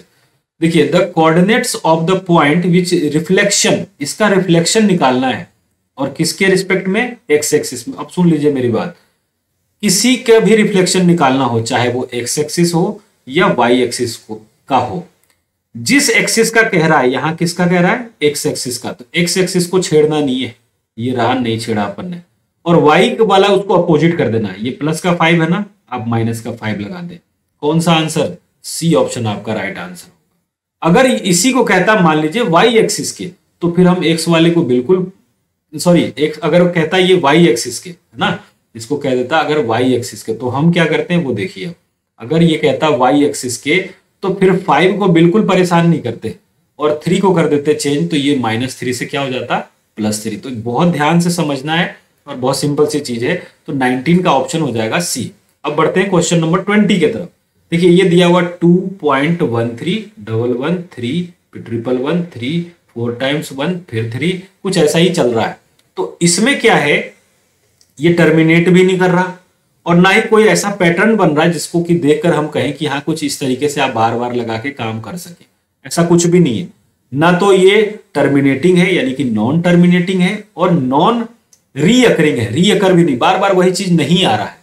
तो इसका मतलब ऐसे वाला जो कंडीशन है ना, जो मैं बोल रहा हूं आप सुन रहे हैं, अगर ऐसा कुछ है तो वो इरेशनल नंबर होगा, यानी कि ऑप्शन सी जो है आपका राइट आंसर हो जाएगा। ठीक है, question number 21, the diameter of wheel. देखिए ये मैं आपको बहुत अच्छे से समझा के बताऊंगा, बच्चे क्या है पढ़ते ही छोड़ देते हैं क्वेश्चन कि पता नहीं क्या आ गया व्हील का, बट आपको समझना है। देखिए डायमीटर ऑफ व्हील, ये डायमीटर है उस व्हील का, उस पहिए का। अगर वो व्हील जो है, मतलब वो पहिया जो है 400 बार घूम जाता है, तो कितना दूर गया होगा ये हमें पता करना। डायग्राम बना लेता हूं मैं और थोड़ा सा समझाने की आपको कोशिश करता हूं। देखिए आप समझिएगा, ये आपका व्हील है जिसका डायमीटर है 1.26 मीटर, ये तो सेंटर होगा, और यहां से लेकर कंप्लीट ए से लेकर बी तक, कश्मीर से लेकर कन्याकुमारी तक कितना है 1.26 मीटर। ठीक है, और ये कह रहा है कि एक चक्कर, अगर ये एक चक्कर लगाएगा, मान लीजिए एक बार ये रोटेट कर गया, गोल गोल घूम गया, तो कितना घूमा होगा 2πr, इतना ही तो घूमा होगा। लेकिन ये एक बार नहीं घूमा, ये टोटल कितनी बार, ये यहां से लेकर यहां तक आने में मान लीजिए कितनी बार घूम गया, 400 बार घूम गया, 400 बार ये घूम गया है। तो पूछा जा रहा है कि भाई ये वाला डिस्टेंस कितना होगा, पहिया घूम के गया यहां से यहां तक, तो ये वाला क्या है ये बताओ। तो हमने पता ही नहीं है कि कितना गया डिस्टेंस क्या है, लेकिन ये पता है कि 400 बार घूमा है। तो आप एक चक्कर लगाए, मान लीजिए यहां पहुंचा होगा, दूसरा चक्कर लगाए यहां पहुंचा होगा, तो ऐसे चल रहा होगा ये। तो उसी तरीके से अगर हम 2 पाई आर को 400 से मल्टीप्लाई कर देंगे तो पता चल जाएगा कहां पहुंचा है। बस यही काम आपको करना है। रही बात कि सर यहाँ पर पॉइंट में दिया हुआ है, पहले रेडियस निकाल के हाफ करेंगे, ये करेंगे वो करेंगे, कुछ भी करने की जरूरत नहीं है। आप तो बस कैलकुलेट करिए, अपने आप कुछ ना कुछ कैंसिल हो जाएगा, बचेगा जो आंसर हो जाएगा। ठीक है, तो अब आपको क्या करना है, 2 पाई की वैल्यू 22/7, आर की वैल्यू डायमीटर का हाफ होता है, तो लो डायमीटर और हाफ कर दिया, हो गया ना। ये देखिए डायमीटर का हाफ, तो डायमीटर तो ये था, इसका हाफ कर दिया, और इनटू कितना 400। अब इसको सॉल्व करेंगे तो ये हटाइएगा तो नीचे क्या लिखिएगा 100, ये 2 जीरो से 2 जीरो काट दीजिए और 2 से ये चला गया। ठीक है, अब देखिए उसके बाद क्या होगा, 7 से ये भी जाएगा शायद, 7 एकम 7, यहां बचा होगा 5, और 7 से 8 बार में 56।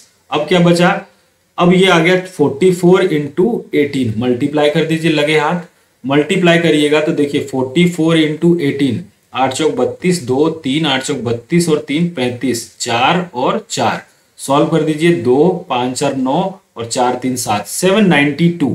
792 यहां पर आया है इसका आंसर।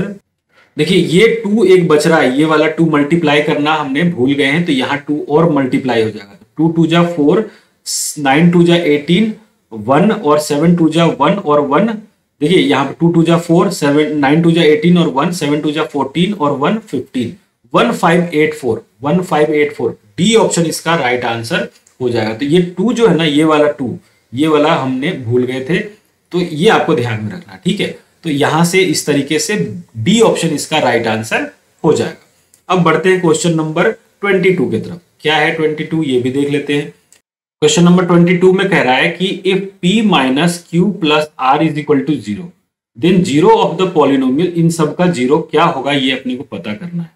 अब आप मेरी बात सुने, अगर समझिएगा ढंग से इसको, ये और ये इंपॉर्टेंट क्वेश्चन और है, मैं आपको बता दूं, ये क्या बड़े नहीं है, ये दिमाग खराब करने वाले क्वेश्चन है, तो ये आपको अच्छे से समझना है। ये कह रहा है कि ये है, ये कंडीशन गिवन है, और ये कंडीशन में क्या आ रहा है, जीरो आ रहा है, और ये सब जीरो दिए हुए हैं, ये इसका answer then the zero of the polynomial.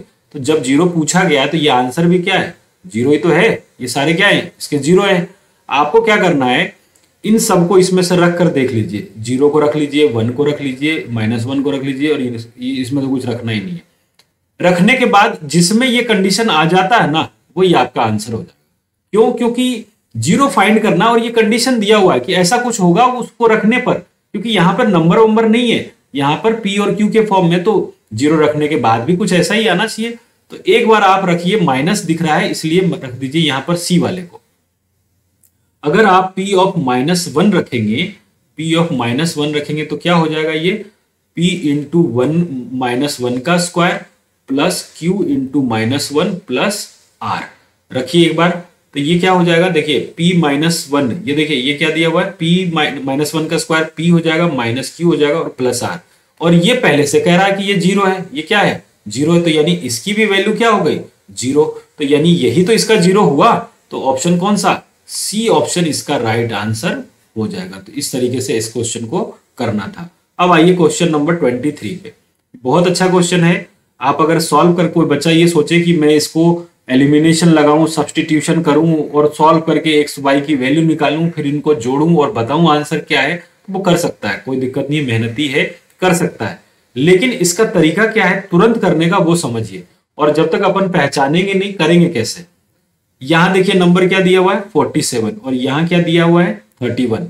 अच्छा, ये जो 47 है वो किसके साथ है, x के साथ है, और यहां 31 किसके साथ है, y के साथ है।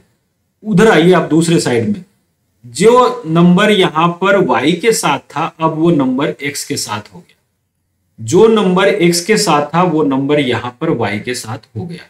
अगर कभी ऐसा कुछ देखने को आपको मिल जाए, ठीक है, और अगर कह दे प्लस में निकालना है तो इन दोनों को जोड़ दे, और अगर कहे माइनस में निकालना है तो इन दोनों को माइनस कर दीजिए। बस इतना सही करना है।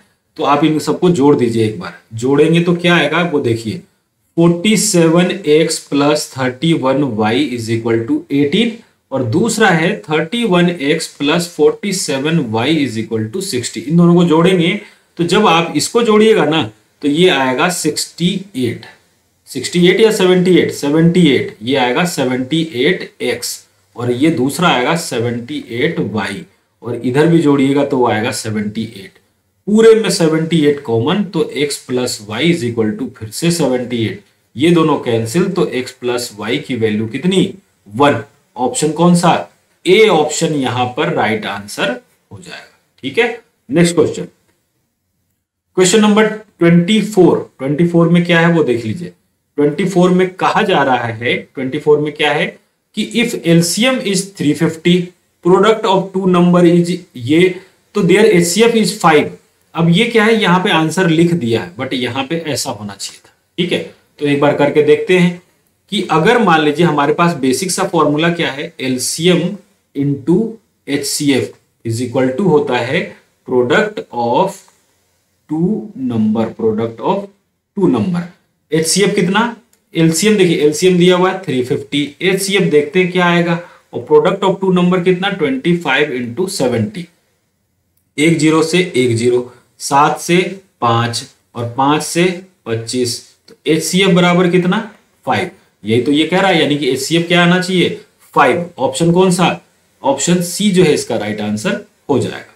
क्वेश्चन नंबर 25 बहुत आसान है। आप देखिए, ये कह रहा है द डिस्टेंस ऑफ पॉइंट 211 का मतलब हुआ कि ये दोनों फर्स्ट क्वाड्रेंट में है। मान लीजिए मैं ऐसे छोटा सा बना रहा हूं, ये कहीं पे एक्स एक्सिस तो 2 है और वाई एक्सिस कहीं यहां पर 11 होगा। मान लीजिए ये पॉइंट है आपका, ये 211 ये पॉइंट है। अब ये कह रहा है डिस्टेंस फ्रॉम एक्स एक्सिस।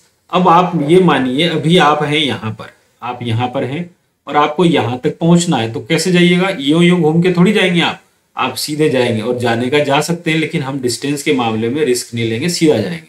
तो आप ये कितना गए हो, ये डिस्टेंस कहां तक आपने वाई एक्सिस पे ट्रेवल किया है, और वाई एक्सिस पे कितना ट्रेवल किया है 11, तो 11 यूनिट इसका राइट आंसर हो जाएगा ऑप्शन ए। ठीक है, नेक्स्ट क्वेश्चन देख लेते हैं। अ bag contains 3 red ball 7 black ball. Red ball कितने हैं, रेड बॉल है 3 और ब्लैक है कितना, ब्लैक है 7। A ball is taken out at random, what is the probability of getting black ball. तो फेवरेबल है 7 और टोटल है 10, 7/10, ऑप्शन बी इसका राइट आंसर हो जाएगा। क्वेश्चन नंबर 27 देखिए, the area of quadrant of circle whose circumference is 44। Circumference दिया हुआ है 44, तो सर्कमफेरेंस का फॉर्मूला 2 पाई की वैल्यू 22/7, रेडियस की वैल्यू r, और ये दिया हुआ है 44। ये 44 से ये 44 cancel, r is equal to आ गया 7।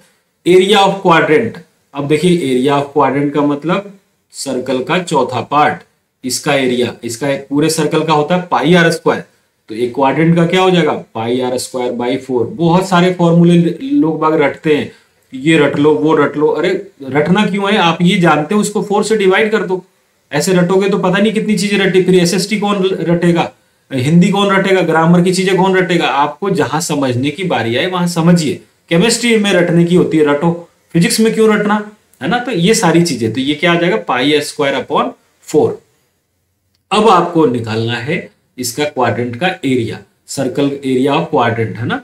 तो पाई की वैल्यू कितनी 22/7, रेडियस 2 बार लिखना है क्योंकि स्क्वायर है, तो 7 × 7, और नीचे कर देना 4 से डिवाइड, एक 7 से 7 काट दीजिए, ये कितना आएगा, ये आएगा 2 से 2 बार में और 2 से 11 बार में, ये आ गया 77/2, और 77/2 का मतलब कितना, ये आ जाएगा 2 3 जा 6 और 2 8 जा 38.5। ऑप्शन कौन सा, डी ऑप्शन इसका राइट आंसर हो जाएगा, ये रहा डी ऑप्शन। ठीक है, इस तरीके से इसको भी निकाल लीजिए। अब आएंगे क्वेश्चन नंबर 28 पर। ये कहा जा रहा है इफ 1 0 ऑफ द पॉलिनोमियल, इसका इस पॉलिनोमियल का, है ना, इस पॉलिनोमियल का एक 0 जो है ना वो दूसरे का रेसिप्रोकल है, यानी कि अगर एक अल्फा है तो रेसिप्रोकल का मतलब उसी का उल्टा 1/अल्फा होगा। तो k की वैल्यू क्या होगी। जब भी कोई ऐसा चीज आ जाए ना, जब भी कोई ऐसी चीज आ जाए, मैं इसको इरेज करके दोबारा लिखूंगा क्योंकि जगह यहां बची नहीं, ठीक है। यानी कि एक जीरो है अल्फा, तो दूसरा क्या हो जाएगा 1 अपॉन अल्फा। कभी ऐसा कुछ आ जाए तो हमारे पास दो चीजें होती है, एक तो होता है सम ऑफ जीरो, एक क्या होता है सम ऑफ जीरोज, और एक होता है प्रोडक्ट ऑफ जीरो। जब भी रेसिप्रोकल वाला आए ना, ध्यान नहीं रखना, ये नहीं कर रहा हूं मैं रट लो, अभी तो मना किया था फिर कहूंगा रट लो, ये क्या बात हुई। रटना नहीं है, समझना है कि अगर कुछ ऐसा आ जाए तो हम प्रोडक्ट वाला यूज करेंगे। अब प्रोडक्ट वाला यूज करेंगे का मतलब क्या हुआ कि हमारे पास जो इक्वेशन दिया हुआ है वो है के square plus 9 into x square plus 9x plus 6k, ये दिया हुआ है, ठीक है।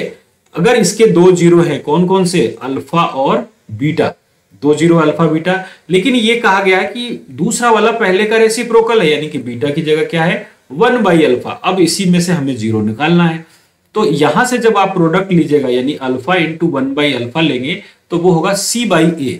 c/a का मतलब c की वैल्यू 6k और a का वैल्यू k स्क्वायर प्लस 9, ये दोनों कैंसिल होके आ जाएगा 1, तो यानी कि k square plus 9 minus 6k is equal to 0। इसको और थोड़ा अच्छा से लिखेंगे तो k square minus 6k plus 9 is equal to 0, ये आ जाएगा हमारा value.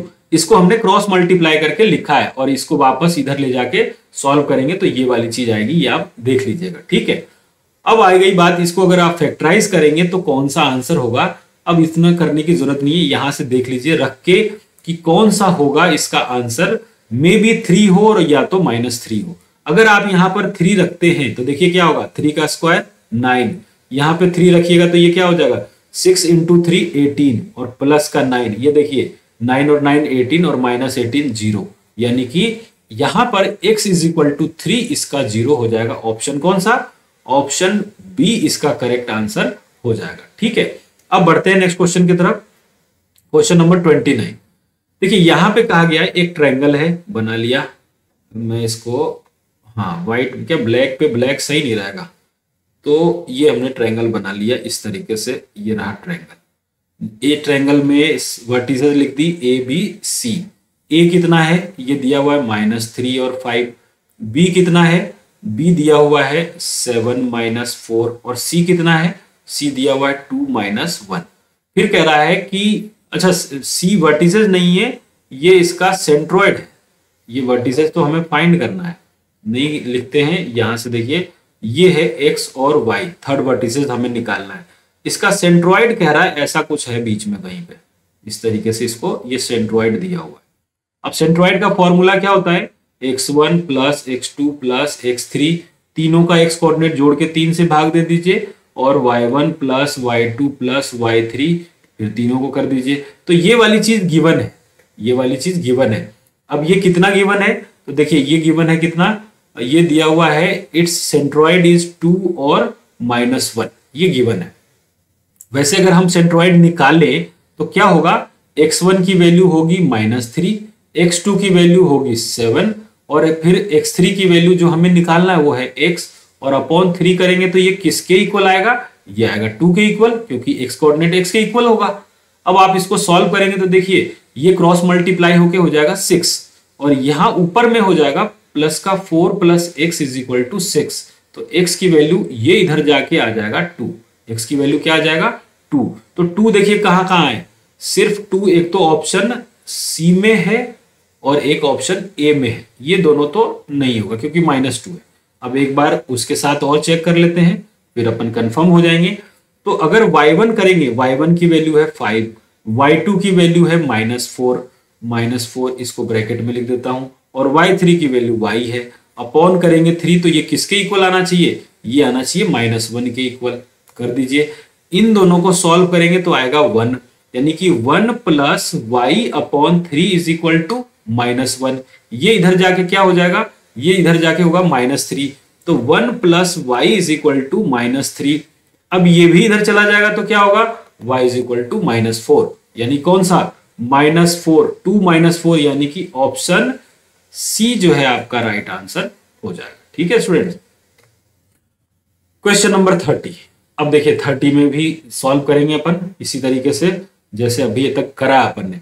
A number x is chosen at random from the number -3, -2, -1, 0, 1, 2, 3। The probability that mod x, ये डंडी जो लग रहा है ना दो बीच में, इसका मतलब है कि निगेटिव वाली भी चीज प्लस में है। इसका मतलब क्या है कि नेगेटिव वाली चीज भी हम प्लस में ही काउंट करेंगे। इसका मतलब इस विनिकुलम कह लो या मॉड कह लो, 11th में जाओगे तो बहुत डिटेल में पढ़ोगे इसके, इस पे पढ़ते पढ़ते कम से कम 1-2 महीने पढ़ोगे, इसको यूज करोगे और फिर इसको यूज करते करते जो आगे मैथ के स्ट्रीम में जाएगा वो फिर वो जिंदगी भर पढ़ता रहेगा जब तक कि वो कंटिन्यू करेगी अपनी पढ़ाई, है ना। तो यहां पर हमें क्या करना है कि इस मॉड एक्स का मतलब है कि जो नेगेटिव चीज है वो भी हमें पॉजिटिव ट्रीट करना है, लेकिन ट्रीट तभी करना है जब वो 3 से कम वाला हो। 3 से ज्यादा वाला और 3 के बराबर वाला भी नहीं चाहिए। तो 3 से कम में कौन कौन से नंबर है? एक तो है -2, क्योंकि हमें मॉड में लगा हुआ है तो ये प्लस ही ट्रीट करेंगे। ये और ये कितने हो गए? 1 2 3 4 5 और टोटल कितने हैं? 7। तो प्रोबेबिलिटी क्या हो जाएगा? 5/7 इसका राइट आंसर ऑप्शन ए। अब आइए बात क्वेश्चन नंबर 31 की करते हैं, जहां पे लोग सोचेंगे पता नहीं कैसे होगा। कैसे भी नहीं होगा, यहीं से ऑप्शन से कर देंगे। There are deer and peacock. अब डियर और पिकॉक का मतलब क्या हुआ कि अगर बात करें, ये आगे क्वेश्चन पहले पढ़ लेते हैं। By counting heads there are 52। अगर इनके सर गिना गया है, इनके सर गिना गया है यानी कि फेस गिना गया तो 52 है। तो चाहे मोर हो चाहे वो हिरन हो, सर तो एक ही होना है कि नहीं? तो 52 यहां पर सर है। लेकिन अगर पैर की बात करें, the number of legs is 176। इन दोनों को मिलाकर पैर जो है वो है 76। तो पूछा जा रहा है कि नंबर ऑफ पिकॉक कितने हैं, मोर कितने हैं, ये अपने को बताना है। अच्छा, मोर के पंख पैर कितने? 2 और हिरन के पैर कितने? 4। देख लेना, डियर है मतलब हिरन को ही कहते हैं या कौन सा है क्या है वो आप देख लेना, है ना। मैंने ये माना कि ये 4 पैरों वाला जानवर है, ये 2 पैरों वाला है, ठीक है। अब आप यहां पे ऑप्शन दिया हुआ है, हम ऑप्शन से ही इसको कर देंगे। अगर मान लीजिए, अब यहां पे चलते हैं अपन ऑप्शन की तरफ। अगर मान लीजिए यहां पे पिकॉक पूछा गया है कि अगर मान लेते हैं कि पिकॉक जो है, पिकॉक अगर हम मान लेते हैं कि ये 12 है। अगर पिकॉक 12 है तो डियर कितने होंगे? टोटल गर्दन कितने थे? 52 हेड थे। तो भाई इसमें 12 माइनस कर दो तो ये आ जाएगा 40 हिरन है। हिरन कितने हो गए? 40। अच्छा, 12 पिकॉक के पैर कितने? 24 और 40 हिरन के पैर कितने? 160। दोनों को जोड़ना, ये आ गया 4, ये हो गया 6 और ये हो गया 6 2 8 और ये 184 पैर होने चाहिए थे दोनों को मिलाकर, जबकि पैर कितना है? 176। पैर कितना है यहाँ पर? 176। तो 12 तो नहीं है आपका आंसर। यहां से ये पता चल गया कि ए ऑप्शन जो है वो सही नहीं है। अब अपन बी वाले पे चेक कर लेते हैं इसी तरीके से। बी वाले में देखिए, मोर है कितने? पीकॉक, पीकॉक में पी लिख देता हूं बस। पीकॉक में पीकॉक कितने हैं? अगर मान लीजिए 16 मानते हैं तो डियर कितने हो जाएंगे? 52 में से 16 माइनस कर दीजिए तो 12 में से 6 गया 6 और यहाँ 4 में से 1 गया 3, 36 हो गए हिरन, है ना। तो 16 मोर के पैर कितने?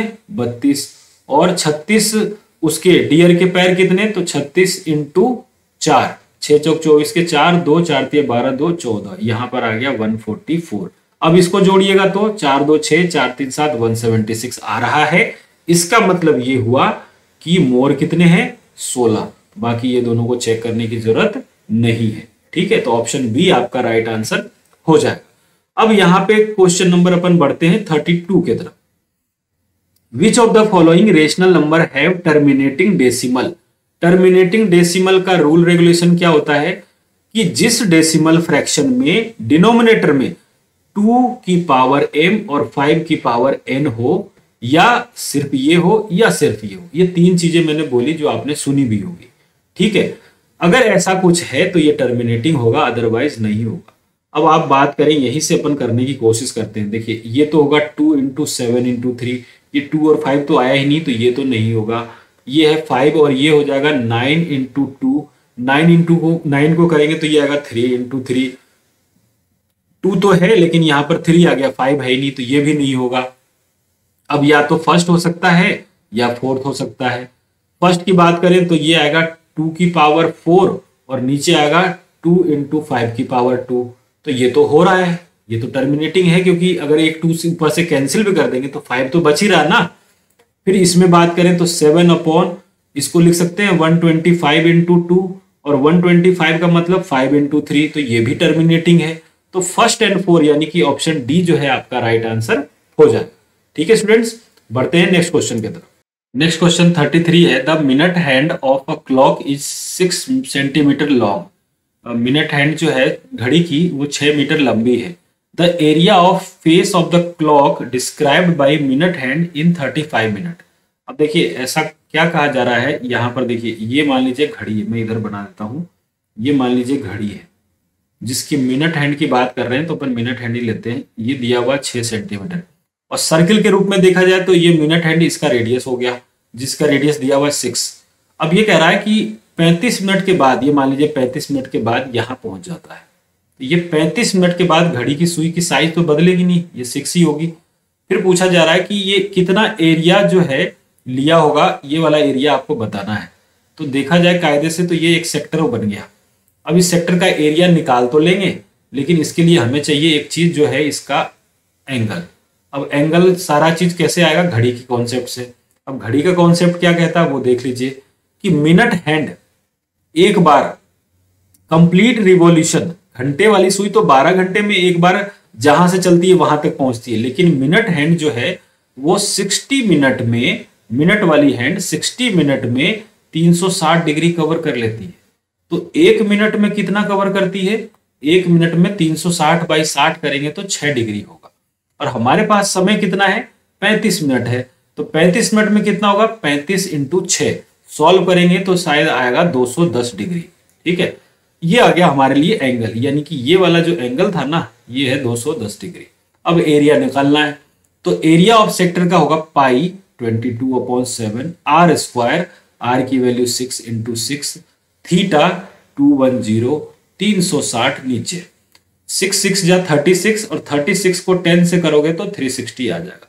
10 से 0 काट दीजिए और 7 से 3 कर दीजिए, तो 23 जा कितना आ जाएगा, 66 सेंटीमीटर स्क्वायर का एरिया ऑक्युपाई होगा, जो कि ऑप्शन नहीं है। और नहीं है का मतलब ऑप्शन डी जो है इसका राइट आंसर हो जाएगा। बहुत आसान सा क्वेश्चन था, और ऐसा आता है तो जो बच्चों इन क्वेश्चन को कर रहे हो इसमें से आप मार्क कर लीजिए कि इस टाइप का क्वेश्चन जहां भी मिले उसको कर लीजिए, आप रिवाइज करें, आएगा।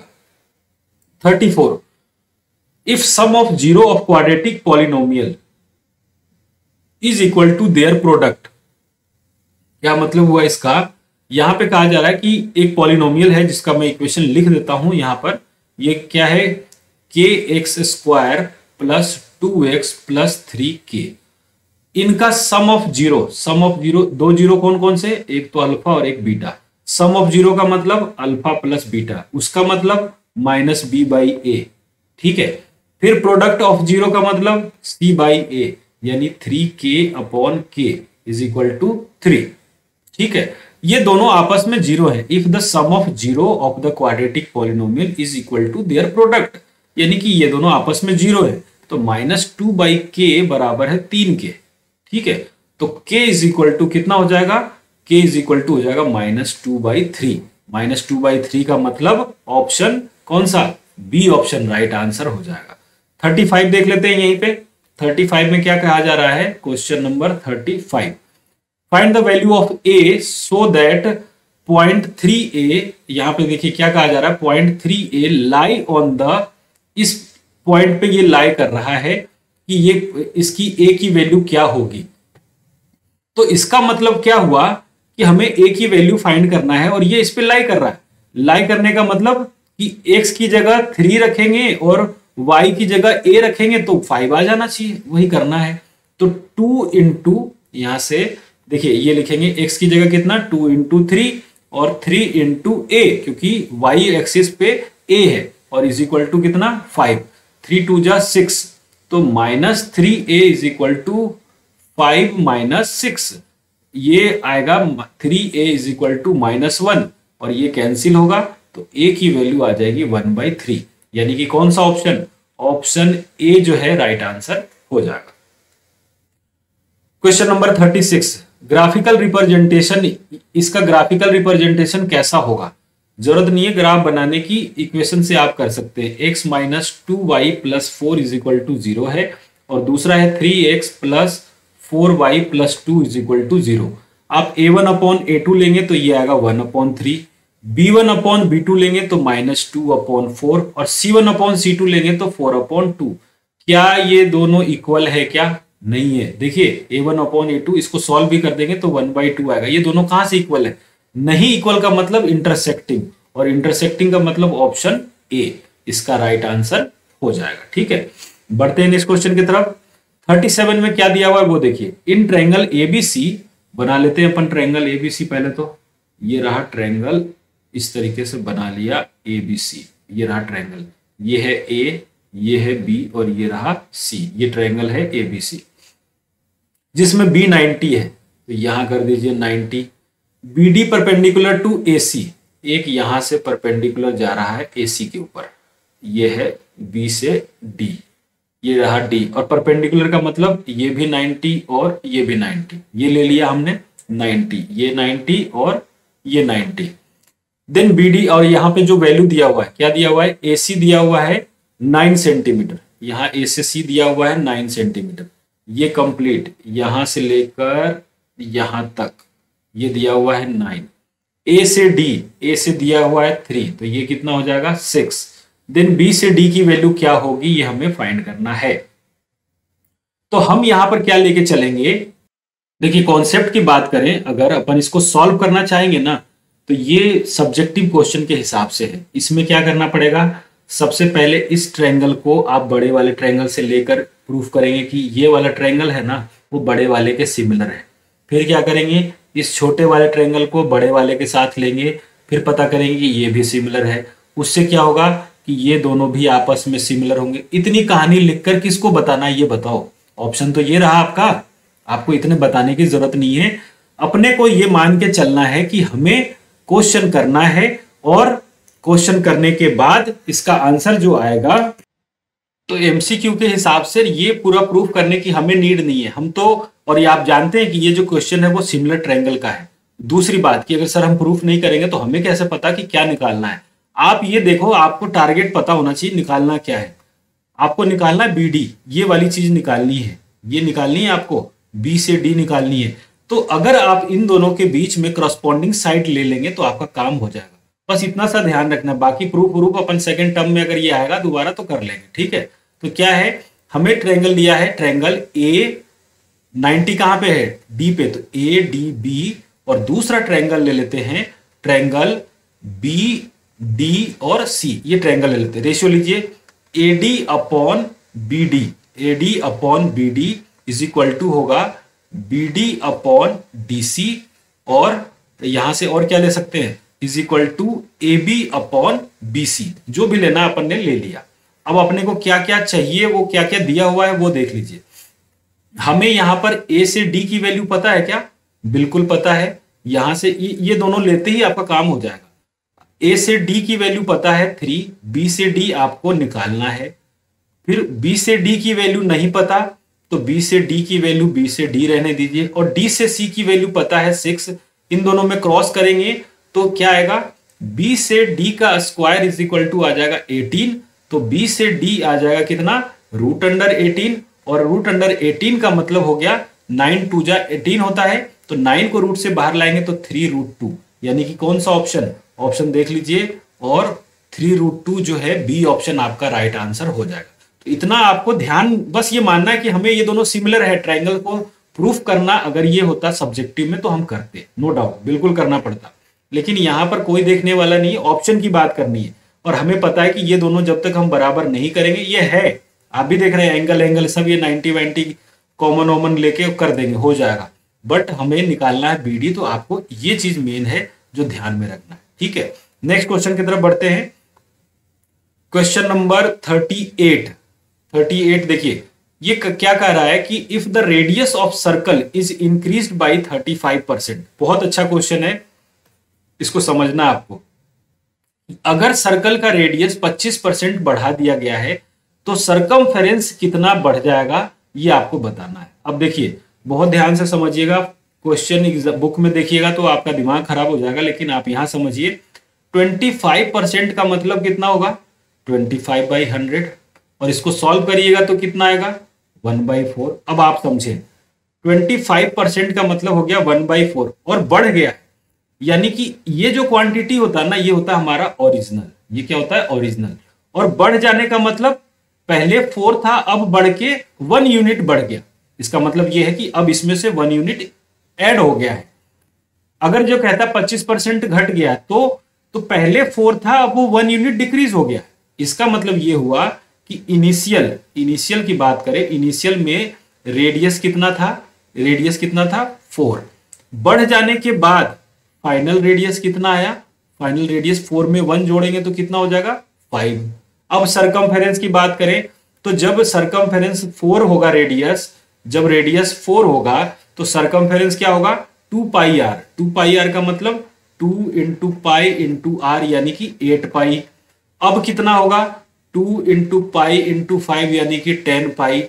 अब कितना परसेंट इंक्रीज हुआ है, इंक्रीमेंट निकालना है, तो इंक्रीमेंट का फॉर्मूला होता है परसेंटेज इंक्रीमेंट क्या क्या होता है, इन दोनों के बीच में डिफरेंस कितने का 2π का, इनमें डिफरेंस कितने का है 2π का। और इनिशियल कितना था 8π इंटू कितना 100, ये गया 4 और ये गया 25, तो कितने परसेंट का इंक्रीमेंट हो गया 25% सरकमफेरेंस में इंक्रीमेंट हो जाएगा। ये आपका आंसर है, इसको इस तरीके से करना है। क्वेश्चन नंबर 39 बहुत ही आसान सा क्वेश्चन है, वैल्यू याद रखना है और सॉल्व कर देना है। 4 sin 60 √3/2 और √3/2 का स्क्वायर करेंगे तो आएगा 3/4 प्लस 3 tan 30 1/√3 स्क्वायर करेंगे तो 1/3 माइनस 8 sin 45 1/√2 cos 45 1/√2 और 1/√2 मल्टीप्लाई करेंगे तो 1/2। 2 2 जा 4, 3 से 3 1 और ये 4 से 4 कैंसिल, तो 3 + 1 - 4 आंसर इज 0। ऑप्शन कौन सा ए ऑप्शन इसका राइट आंसर हो जाएगा। ठीक है, अब क्वेश्चन नंबर 40 कर रहे हैं अपन। The smallest number by which 1/3 should be multiplied, जिसको कि 1/3 से मल्टीप्लाई किया जाए so that decimal expansion terminate after 1 decimal fraction, यानी 1 प्लेस के बाद ये डेसिमल हट जाए। तो आप ये सोचो कि अगर आप इसको करोगे मल्टीप्लाई तो ये खुद में 2 नंबर है, डेसिमल टर्मिनेट कब करता है जब 2 या 5 की पावर 1 1 हो, जो मैक्सिमम होगा वही मैक्सिमम 1 से मैक्सिमम मिनिमम और क्या हो सकता है, तो कम से कम 1 होना चाहिए। अब आप देखिए 3 से मल्टीप्लाई अगर आप इसको कर देते हैं तो ये 3 से 3 कैंसिल होगा और ये हट जाएगा ये चीज। अगर आप इसको 1/3 से करेंगे तो ये 3 तो नीचे आ गया तो ये नॉन टर्मिनेटिंग हो जाएगा। इसको करेंगे तो सिर्फ 1 बचा, डेसिमल तो आया ही नहीं, तो यहां से कौन सा ए ऑप्शन आपका राइट आंसर हो जाएगा। ठीक है स्टूडेंट्स, मैं ये समझता हूं कि यहां तक प्रॉब्लम कुछ भी नहीं आई होगी। जो थोड़े बहुत डाउट किसी बच्चे के रहा भी होगा सैंपल पेपर फर्स्ट में, वो अभी तक क्लियर हो गया होगा। सबसे मेन चीज की बहुत लोग कराते हैं सॉल्व, मैं ये नहीं कह रहा कि मैं पहला कोई आदमी हूं जो सैंपल पेपर अरिहंत का मैं सॉल्व करा रहा हूं, सबने कराया हुआ है।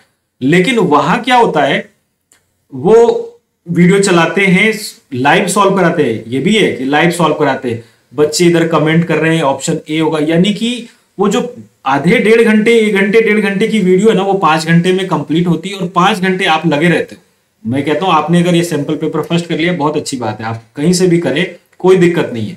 लेकिन अगर हमारा एग्जाम टाइम में कोई क्वेश्चन में डाउट आ गया और हम उस 5 घंटे की वीडियो में ढूंढते रहेंगे तो कब तक ढूंढेंगे। तो इसलिए मैंने इसलिए रखा कि बस तुरंत इसको रिवाइज, क्योंकि बच्चे अगर सैंपल पेपर सॉल्व कर रहे हैं इसका मतलब कि उन्होंने एक बार सिलेबस कंप्लीट कर लिया है, अब उनको इतनी कहानी से मतलब नहीं है, उनको रिवीजन कराना है और किसी क्वेश्चन में डाउट है जो उसको सॉल्व कराना है। जरूरी नहीं है कि कोई बच्चा पूरी वीडियो देखेगा, उसको अगर 35 क्वेश्चन में डाउट है तो वो बढ़ा के 35 वाला देखेगा, आपकी पूरे 5 घंटे की भाषण क्यों सुनेगा। तो इसलिए मैंने इसको थोड़ा सा सुपर फास्ट तरीके से रखा है कि बस जल्दी से कंप्लीट हो जाए और मेरा भी थोड़ा टाइम सेव हो तो मैं 2-4 वीडियो और आपकी डालकर मदद कर पाऊं।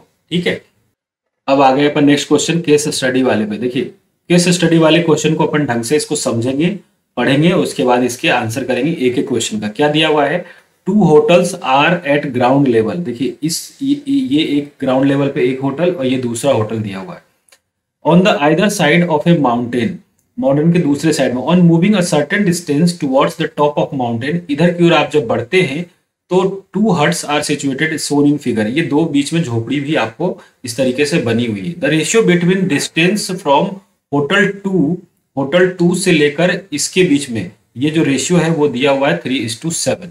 ये आपका फिगर में दिया हुआ है। तो अपन क्या करते हैं, इन सारे जानकारी से कैलकुलेट कर कर एक फिगर बना लेते हैं अपन यहाँ पर।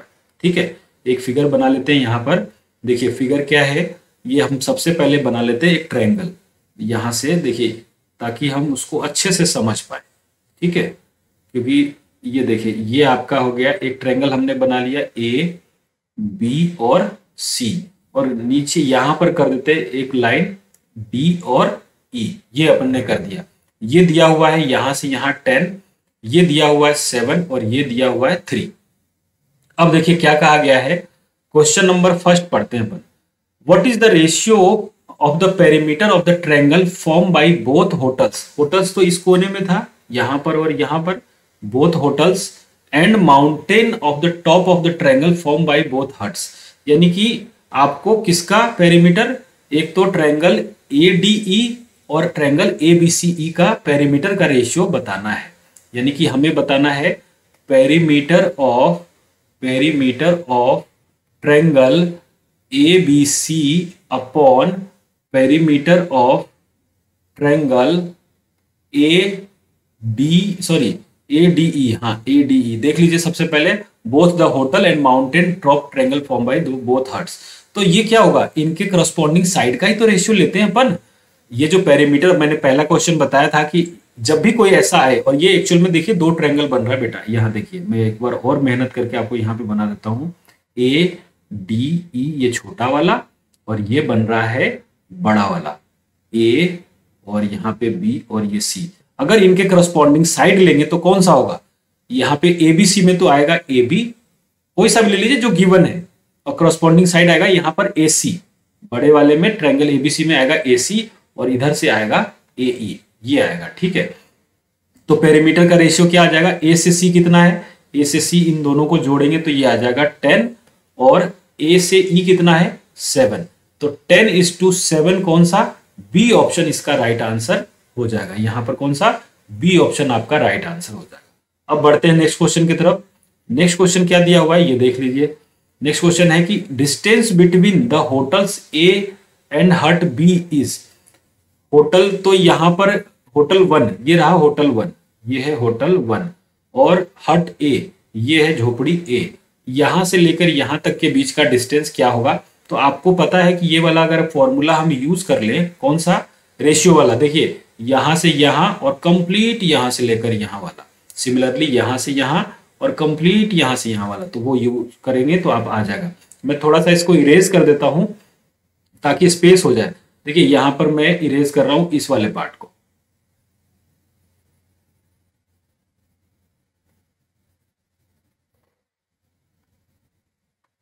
तो देखिए यहां से रेशियो लिखिएगा तो आप लिख सकते हैं EC अपॉन AC, है ना, EC upon AC is equal to क्या हो जाएगा यहां से, या EC अपॉन AC ना लिखकर आपको सिमिलर टाइप का से ले लीजिए तो वो भी बेस्ट होगा। AC लिखने पे क्या पूरी लेंथ में फिर इस वाले का लेंथ पता नहीं है आपको। EC अपॉन EA, देखिए यहां से यहां लिया है और यहां से यहां लिया है। ठीक है, पार्ट वाइज में ले लिया तो EC upon EA is equal to BD upon DA, और सारी वैल्यू आपको पता है, लिख लीजिए आप। देखिए E से C दिया हुआ है 3, E से A दिया हुआ है 7, B से D आपको निकालना है और D से A जो है वो दिया हुआ है 10। सॉल्व करेंगे तो कितना आएगा, 7 3 जा 30 upon 7 is equal to BD। तो BD की वैल्यू कितनी हो जाएगी, अगर 7 4 जा 28, 4.820 आया तो ये आ जाएगा 4.29, क्योंकि 4 पॉइंट डेसिमल में और कहीं कोई नंबर नहीं है, तो ऑप्शन सी जो है इसका राइट आंसर हो जाएगा। ठीक है, नेक्स्ट क्वेश्चन की तरफ बढ़ते हैं। नेक्स्ट क्वेश्चन में कहा गया है कि if the horizontal distance between हट ए एंड हट बी इज 8 माइल्स, ये वाला, ये देखिए ये वाला डिस्टेंस, ये वाली चीज दी हुई है। मैं बाकी को इरेज कर रहा हूं एक बार। ये देखिए ये आपको हटा देता हूं, ये लाइनें जो बनी है एक्स्ट्रा इनको हटा देते हैं अपन। ठीक है, अब देखिए क्या कहा है कि यहां से कहा जा रहा है कि हर्ट ए और हर्ट बी के बीच में यहां से 8 माइल्स का ये डिस्टेंस है। Then the distance between two hotels का क्या होगा? ये 2 होटल्स यानी ये वाला डिस्टेंस अपने को पता करना है। तो सेम चीज है, ये वाला ट्रायंगल यूज कर लीजिए, आ जाएगा। करस्पॉन्डिंग साइड लीजिए, ए से ई कितना है 7 और ए से सी कितना था 10, ये कहा गया है 8 और ये निकालना है। इन दोनों का रेशियो ले लीजिए, तो क्या लेंगे? मान लीजिए ये वाला ट्रायंगल सबसे पहले लिख रहे हैं, तो हम लिख सकते हैं A C upon A E is equal to, A C upon A E लिखा है तो यानी कि B C upon D E. बस सॉल्व कर दीजिए। ए सी कितना दिया हुआ है 10 और ए सी अपॉन ए ई था, ये ए ई है, और ये कितना है 7। बी सी कितना दिया हुआ है, बी से सी आपको निकालना है x, और डी कितना है, डी है यहाँ पर 8। क्रॉस मल्टीप्लाई करेंगे तो यहां से मैं इधर लिख रहा हूं x इज इक्वल टू हो जाएगा 80 अपॉन 7। ठीक है, अब 80 अपॉन 7 का मतलब कितना हो गया? 80, 10 8 जा 80 और ये हो गया 7। ठीक है, क्योंकि यहां पर 7 जो हमने लिया है वो कौन सा वाला पार्ट है, ए ही है, और ए से सी जो है वो कंप्लीट 7 था, डी से ई 8 है। अब आप इसको अगर सॉल्व करेंगे तो ये कितना आएगा? देखिए ये सॉल्व करेंगे तो ये 11 आएगा लगभग, क्योंकि 11 पॉइंट समथिंग, यानी कि ऑप्शन बी जो है यहाँ पर, इसको सॉल्व करेंगे ना तो ये लगभग 11, क्योंकि 7 10 जा 70 हो रहा है तो उससे ज्यादा ही है, तो 11.43 माइल्स। ऑप्शन कौन सा? ऑप्शन यहाँ पर बी जो है इसका राइट आंसर हो जाएगा, तो बी ऑप्शन इस पे करेक्ट होगा। नेक्स्ट क्वेश्चन की तरफ बढ़ते हैं। क्वेश्चन नंबर 44 दिया हुआ है, if the distance from mountain to top of hut A. एक बार अपन डायग्राम दोबारा बना लेते हैं, फिर इसको सॉल्व करेंगे। देखिए जैसे मान लीजिए हमने डायग्राम बना लिया, यहां से इस तरीके से हमने डायग्राम बना लिया, ये हो गया ए, ये हो गया बी और ये हो गया सी, और यहाँ पे अपन मान लेते हैं ये रहा डी और ये रहा ई। यहाँ था होटल 1, यहाँ था होटल 2, यहाँ था हट ए और यहाँ है हट बी और ये है माउंटेन। ठीक है, इस तरीके से दिया हुआ, इसको अकॉर्डिंग हम क्वेश्चन को करेंगे। देखिए क्या किया है कि if the distance from mountain top to hut A, यानी कि एडी की बात हो रही है, is equal to 5 miles more than, 5 miles more than का मतलब plus distance from hotel two रहा ये वाला, होटल टू माउंटेन टॉप यानी कि एसी की बात हो रही है। अच्छा ए से डी कितना दिया हुआ था 10, तो अगर ये 10 था तो यहां से एसी कितना हो जाएगा, ए से सी हो जाएगा 10 माइनस 5। 10 माइनस 5 का मतलब ए से सी आ गया 5, ए से सी कितना आ गया 5, ए से सी आ गया 5, ये टोटल डिस्टेंस यहां से यहां आ गया 5। ठीक है भाई, ये 5 आ गया। अब आपसे क्या पूछा गया है, what is the distance between hut B to mountain of top. Hut B से लेकर यहां तक के बीच का डिस्टेंस क्या होगा? अब आप देखिए पहले था ये 7 और ये 3, तो जोड़ने पर क्या आ रहा था 10, और अब कितना हो गया 5। रेशियो में होता है ना, सब प्रोपोर्शनल होता है, ये हो गया 5। तो भाई जब पूरे का ये हाफ हो गया तो अभी पहले ये कितना था 7, तो अब इसका हाफ हो गया कितना हो जाएगा 3.5 माइल्स। 3.5 माइल्स का मतलब ऑप्शन ए जो है इसका राइट आंसर हो जाएगा। ठीक है, बढ़ते हैं नेक्स्ट क्वेश्चन की तरफ। Which property of geometry will be used to find distance of hut B to mountain top. Hut B से लेकर, हार्ट बी तो यहां है, से लेकर माउंटेन टॉप के बीच में कौन सा जो ज्योमेट्री हम यूज करते हैं? तो ये जो बेसिक प्रोपोर्शनलिटी थ्योरम या थेल्स थ्योरम इसको बोलते हैं, यानी कि ऑप्शन बी जो है इसका राइट आंसर हो जाएगा। ठीक है, नेक्स्ट क्वेश्चन की तरफ बढ़ रहे हैं अपन, लास्ट केस स्टडी की तरफ। देखिए ये दिया हुआ है क्वेश्चन में और हमें इसको देखकर कई सारे क्वेश्चन का जवाब देना है। ये 90 डिग्री है, ये 20 है, ये 25 है। ठीक है, अब यहां से पूछा गया है कि साइन ए की वैल्यू क्या होगी। ये रहा साइन ए, इसके सामने ये होगा परपेंडिकुलर और ये होगा हाइपोटेनियस। तो साइन ए का फॉर्मूला हो जाएगा 20 अपॉन परपेंडिकुलर अपॉन हाइपोटेनियस का मतलब 25। 5 से 4 और 5 से 5, 4/5। डी ऑप्शन पहले का answer. Using above data the value of sine C. Sine C का मतलब ये वाला, ये निकालने के लिए आपको पहले ये निकालना पड़ेगा। तो देखिए 25 का स्क्वायर होता है 625 माइनस 20 का स्क्वायर होता है 400 और इसका आएगा √100। सॉल्व करेंगे तो ये आएगा 225 और ये होता है 15 का। तो ये वाली चीज कितनी हो गई 15। और आपसे साइन सी पूछा गया, तो साइन सी के लिए ये परपेंडिकुलर हो जाएगा और ये हाइपोटेनियस। तो साइन सी की वैल्यू हो जाएगी परपेंडिकुलर तो 15 और हाइपोटेनियस 25। 5 3 जा 5 5 जा 3/5 option C. Using the above data the value of tan c। tan c का मतलब क्या हो गया, परपेंडिकुलर अपॉन बेस। परपेंडिकुलर 15 और बेस 20। 15 अपॉन 20। 5 3 जा 5 4 जा 3/4 B option. Using above data the value of cos a। cos a का मतलब यहां पे दोबारा डायग्राम बना देता हूं। ये देखिए ये रहा cos a। यहां पे मैं फिगर को इस तरीके से बना देता हूं। यहां पे देखिए आप cos a की वैल्यू चाहिए, ये रहा। ये सारी चीज पता अपने को, ये है 25, ये है 15 और ये है 20। ये है c, ये है b और ये है a। cos a चाहिए आपको। cos a का मतलब ये वाली चीज। cos a के लिए बेस होगा 15 और हाइपोटेनियस होगा 25। 15 अपॉन 25। 15 अपॉन 5 3 जा 5 5 जा 3/5। 3/5 का मतलब ऑप्शन कौन सा, ऑप्शन ए जो है इसका राइट आंसर हो जाएगा। लास्ट क्वेश्चन है the value of above data. Use the above data the value of किसका हमें निकालना है, वैल्यू किसका, मैं यहां लिख देता हूं tan a। सबसे पहले इसको अरेज कर देते हैं पूरे को ताकि हमें सिर्फ यही निकालना रहे। ये देखिए हमें निकालना है किसका, हमें सिर्फ निकालना है tan a plus sin a upon tan a minus sin a, ये निकालना है। ठीक है, तो देखिए अपन ने ये निकाला था यहां पर कि ये था 15, ये कितना था 15। तो आप यहां से tan a निकालेंगे तो ये आएगा परपेंडिकुलर 20 और बेस आएगा 15, यानी कि ये आएगा 4/5। और sin a जब आप करेंगे, sin a आएगा perpendicular upon hypotenuse. Perpendicular upon hypotenuse का मतलब हो गया परपेंडिकुलर अगर आप यहां से लेंगे तो 20/25। तो 5 4 जा और 5 5 जा, ये भी आएगा 4 5 जा और ये आएगा 4/3। यहाँ जो अपन ने 4/5 लिखा ना, ये 4/3 आएगा यहाँ से। ठीक है, ये आएगा 4/3, यही वैल्यू आप रख दीजिए। तो देखिए जब आप इसको अब सॉल्व करेंगे तो tan a की जगह 4/3 प्लस 4/5, उसके बाद 4/3 माइनस 4/5 सॉल्व करेंगे तो देखिए ये इन दोनों का एलसीएम कितना होगा 15। 3 5 जा 15 तो 4 5 जा 20। 5 3 जा 15, 4 3 जा 12। नीचे में सेम चीज 20 माइनस 12/15, ये दोनों कैंसिल होगा तो ये आएगा 12 और 20 और 12 होगा 32 और यहाँ होगा 8 8 4 जा 32, यानी कि बी ऑप्शन। बी ऑप्शन का मतलब ये वाला आंसर जो है इसका राइट आंसर हो जाएगा।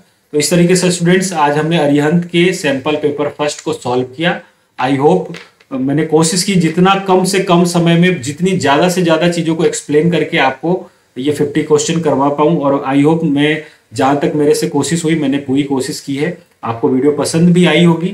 अगर पसंद आई है तो प्लीज चैनल को जरूर सपोर्ट करें, अपने दोस्तों में जितना से ज्यादा हो शेयर करें।